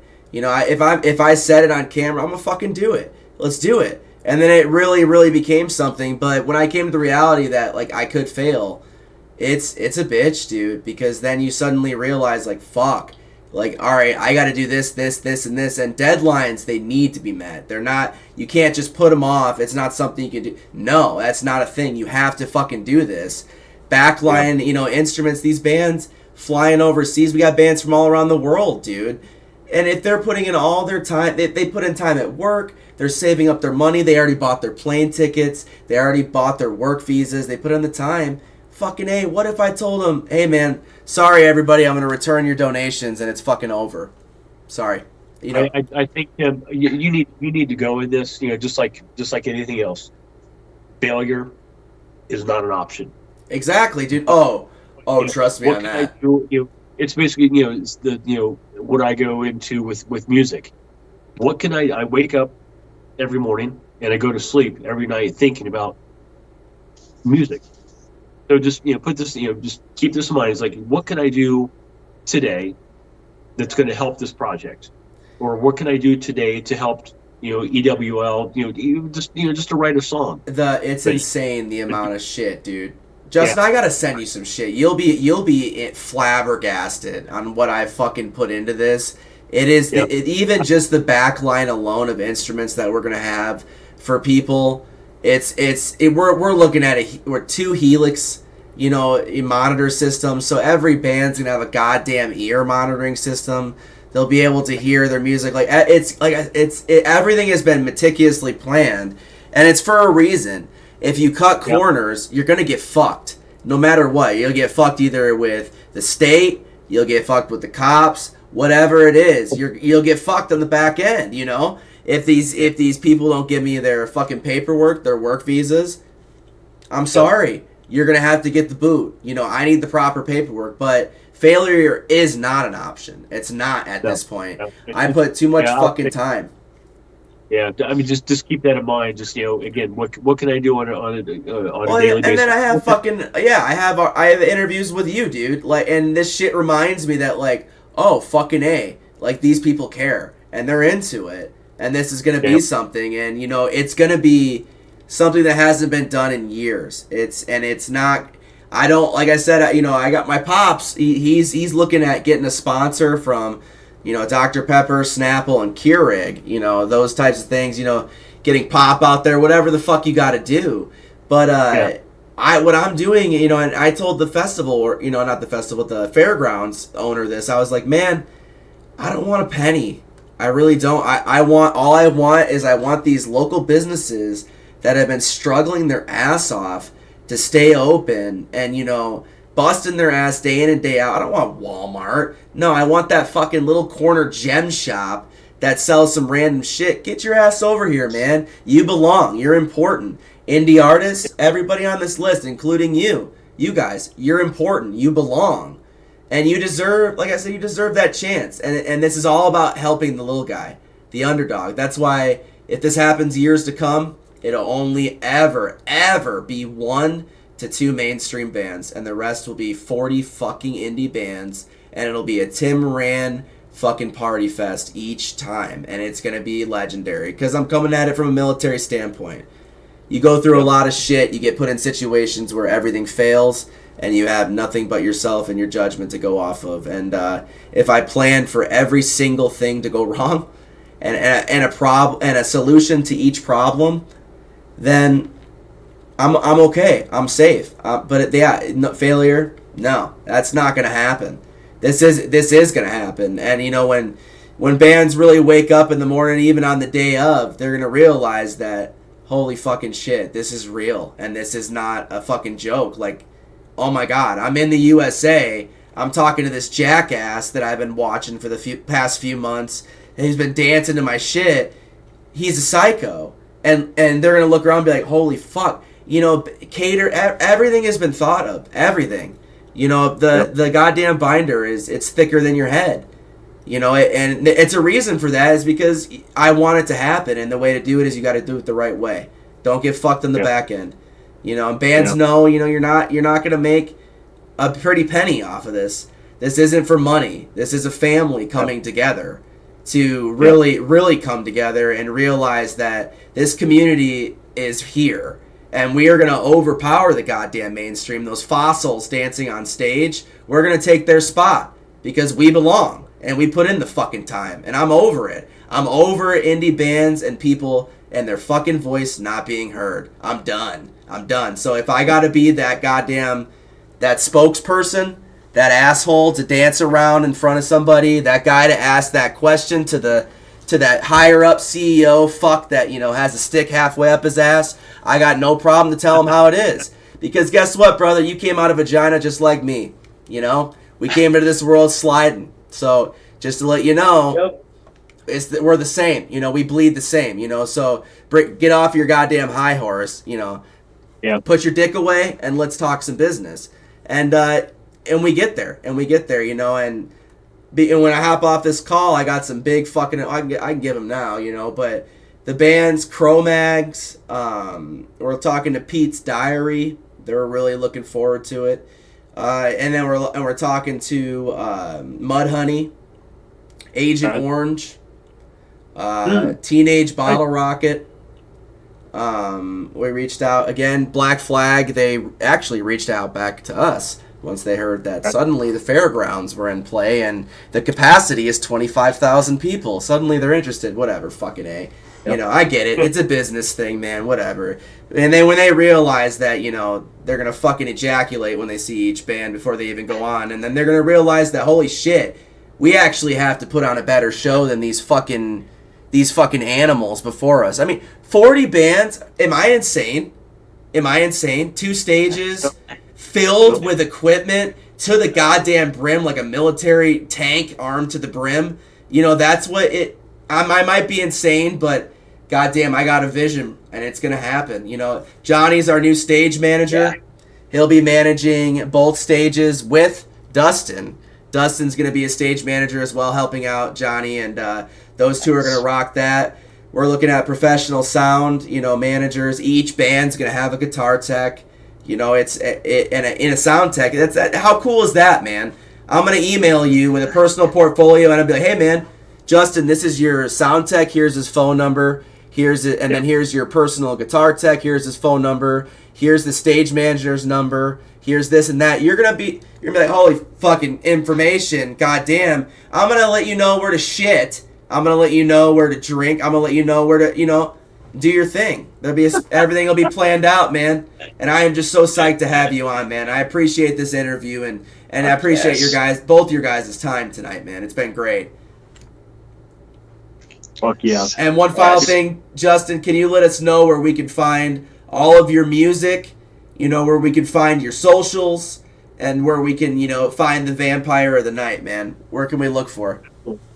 Yep. The band's website is just CruellaDeville.com. I'll go to spell it because sometimes, you know, it's CruelladVil.com. Down at the very bottom of the screen, scroll all the way down. It's got, you know, the band's Facebook, the band's Instagram, the band's YouTube channel, which only has like one lyric video, but we have the number 2 lyric video coming out, and it's almost done. It'll be up hopefully tomorrow. And also X, Twitter is on there, but it's not. I haven't really figured that out yet. Neither have I, dude. Yeah, I usually just end up going to Pornhub anyway. It's fine. I'm very active on Instagram. It's Cruella.D'Vil and DVIL .music. You can find Cruella D'Vil on Facebook. Just find Tim's sexy ass. You'll find us. Let's see. That's all I can think of. Yeah. Fucking A right, dude. Yeah. The only fans has. Hell yeah. We'll see. Well, Justin, it's been fucking killer, bro, and I'm so excited. We'll do another interview 3. We got, you know, OT-AT coming out. We got Dukester coming out. We got Royalty Entertainment. All these radio stations, they're all coming out. And then now I got 2 college radio stations on board. I got, you know, Mike was on a radio station this morning pushing our shit. You know, he just called in. And then he shamelessly dropped it. He cut off the host. And he's like, hey, man, before you jump into your final thing, I got something to say. It's a big announcement. We got something coming. It's brewing in the corn. And it's a festival that is going to be so massive and so insane. You know, and the guy was like, what are you talking about? He's like, well, man, he's like, there's this crazy guy, Tim, from Iowa that's putting this thing together. And the guys, and they all start laughing. You know, and they're like, punk in the corn, what the fuck? You know, they're like laughing there. And this is live. And then Mike was like, yeah, but, you know, it's not just going to be punk bands. We're going to have metal bands. We're going to have, you know, reggae bands, you know, ska punk, you know, classic rock, soft rock, and 80s rock, like Trick Shot, man. All that type of shit's going to be there. And he announced that shit. And they were like, you know what? We're in. And they're like, we're in. And I'm going to post this shit tomorrow, the actual, because I clipped the sound on the radio station. I went to their website and I was able to clip that shit. And I'm going to throw it up there because it's huge. They're like, all right, you know what? Hit us like with an email. We're going to promote this shit. And I was like, oh shit. And this is one of the biggest stations in Chicago. So, and Chicago's only a few hours from Davenport. But honestly, man, if I get a main headliner, let's say for shits and giggles, I get, you know, something like Goldfinger, Agent Orange, whatever, any of those fucks, you know. If I get them on, and I'm saying I'm charging $25 a ticket. The capacity is 25,000. Let's say some out of grace of God, Blink 182, Green Day, one of those bands drop in. They finally answer one of my emails. What if I don't change the ticket price at all? $25 a ticket. The whole goddamn city of Davenport will be in that fucking place. And not only that, they're going to fill up the parking lot, and they're going to fill up the field behind the parking lot to watch this whole fucking Woodstock of a festival that I just blew out of my ass because I woke up one morning and I'm like, my name's Tim, and I'm going to do it. And that was it, and one thing works for me is military, and I just came at it from that standpoint, and it's very clear in all the things I've done so far. And it's a veteran-ran thing, man, charities. And another ridiculous thing is 80% is going to charity. And when I tell these fucking mainstream people, their promoters are like, whoa, 80%. They're like, Tim, what? You're not going to make fucking anything. I'm like, yeah, you're right. I'm gonna make a kick-ass memory if I remember it. Yeah, I'm gonna make a kick-ass memory. It's gonna happen. And they're like, what is wrong with you? Some of them have asked like, what is wrong with you? And I'm like, man, I'm a psychotic guy. I just want to help as many people as I can. I get satisfaction out of helping somebody each day, each artist, each underground person, and call it selfish.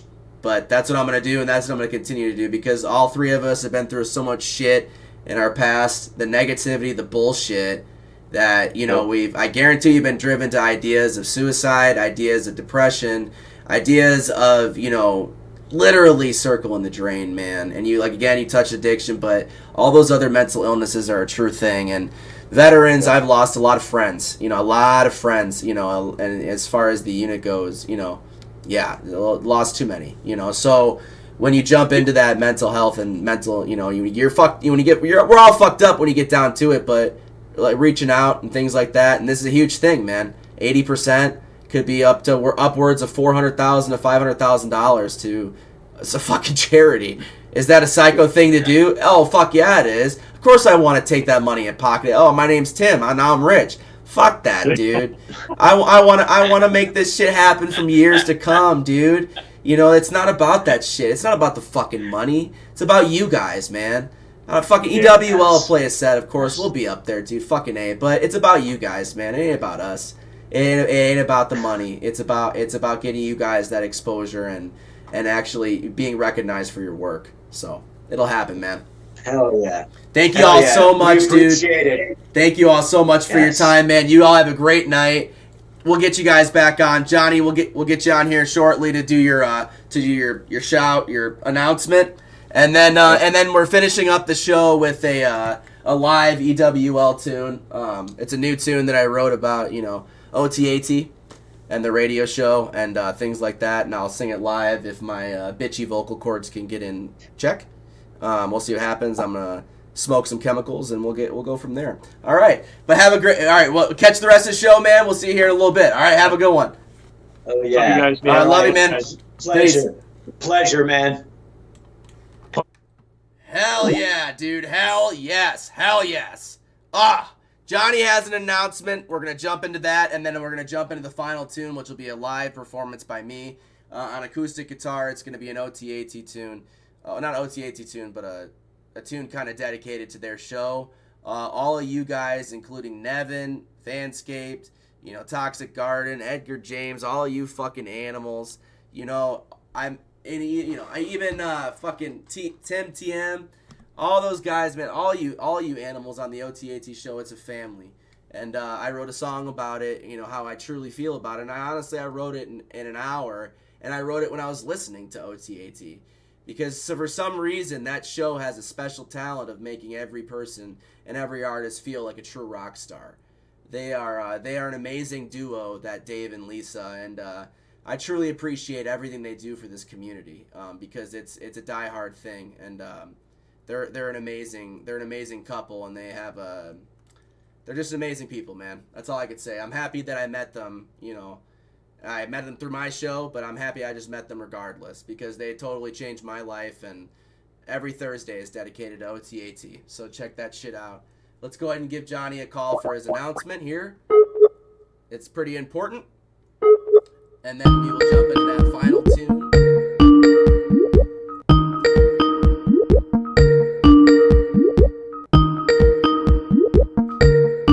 Come on, John, man. If he answers, hopefully, he should answer. Come on, John, man. I might just have to end with the tune if he doesn't answer. Johnny! Johnny! Answer, you fucker. All right, let's try it one more time. One more time.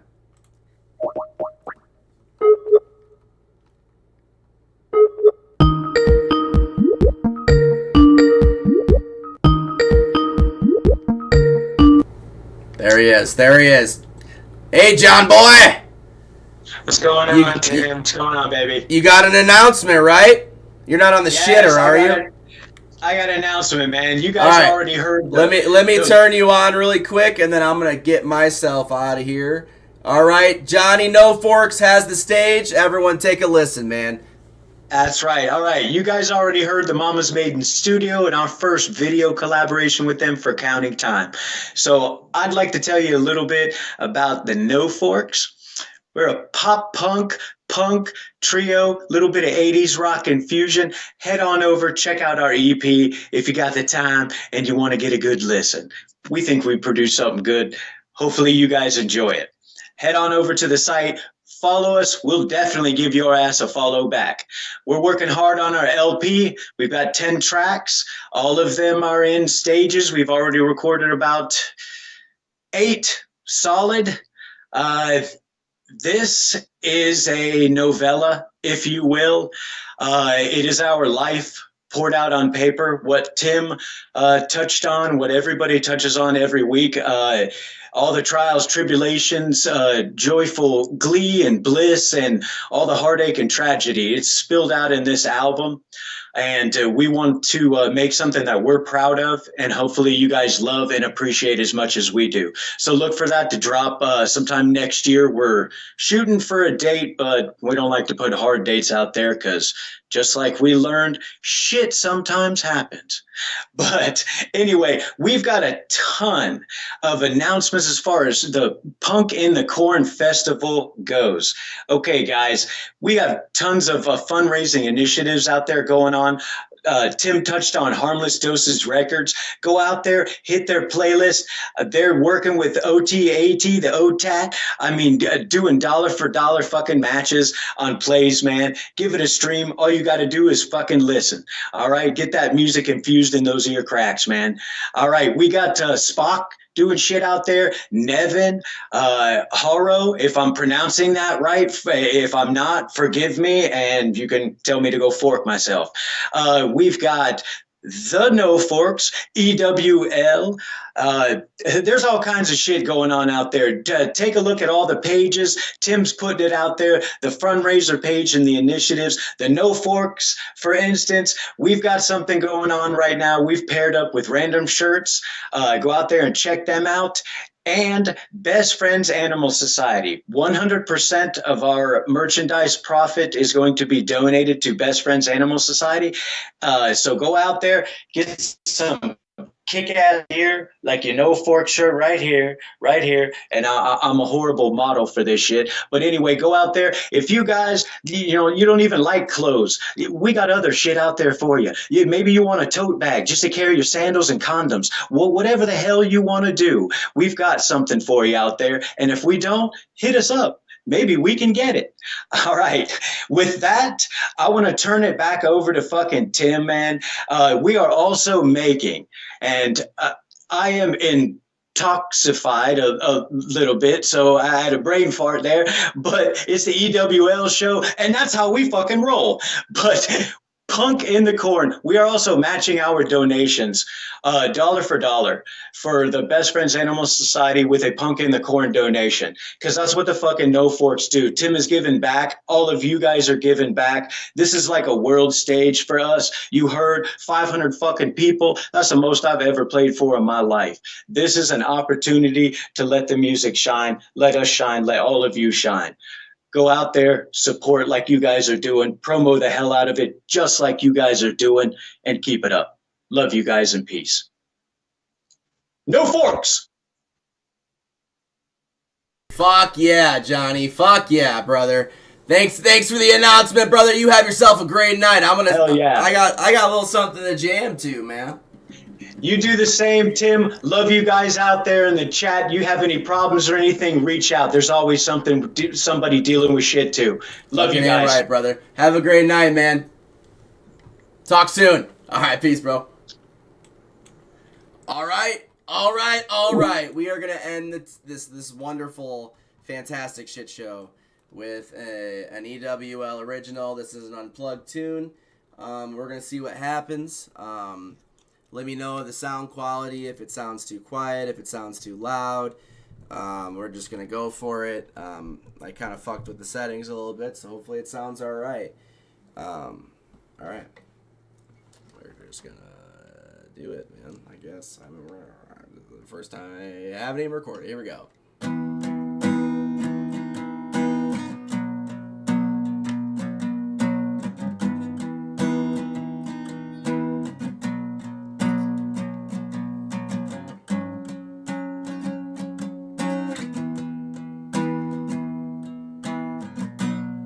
Alright, ladies and gents, how does that sound? Does that sound okay? You let me know in the chat. Song about OTAT exclusively here right now.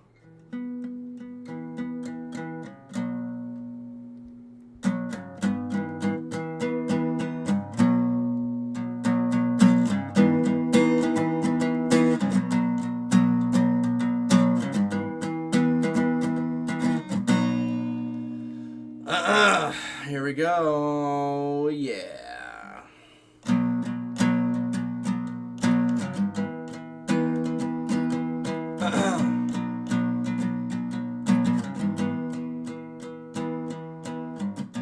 Well, I drink too much. Well, I smoke too much. But I've got my friends. I may look weird, but I have no fear. I've got my friends. My friends, oh my friends. Friends to the end. Oh my friends, oh my friends. Friends to the end.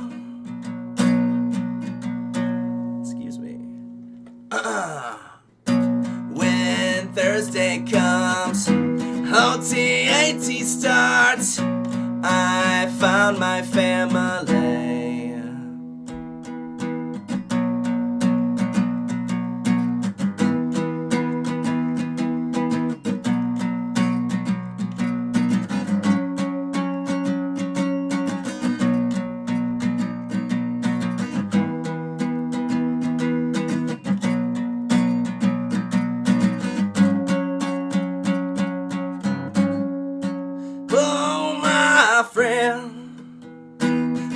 To the end.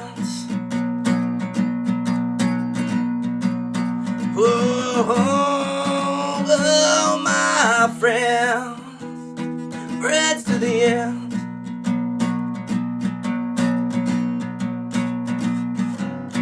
$6 p.m. It comes. Cinco, Dave, and Lisa rock the airwaves and some. I found a family.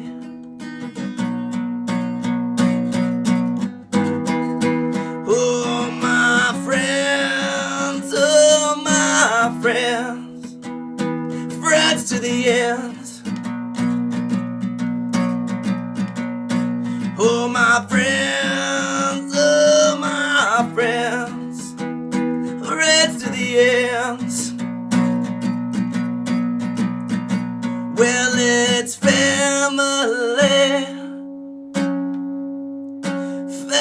LA until the end.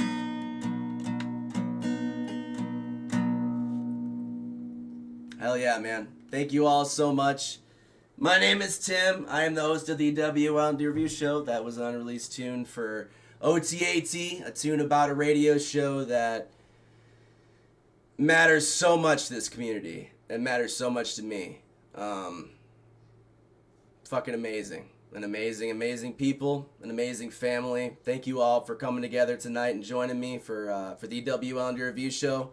I'm going to play some credits for you, and these are our subscribers, and this is my shout out to them. This is a new thing, so you guys enjoy. I'm signing off. You guys keep on rocking in the free world. I love you all. Rock and roll, baby.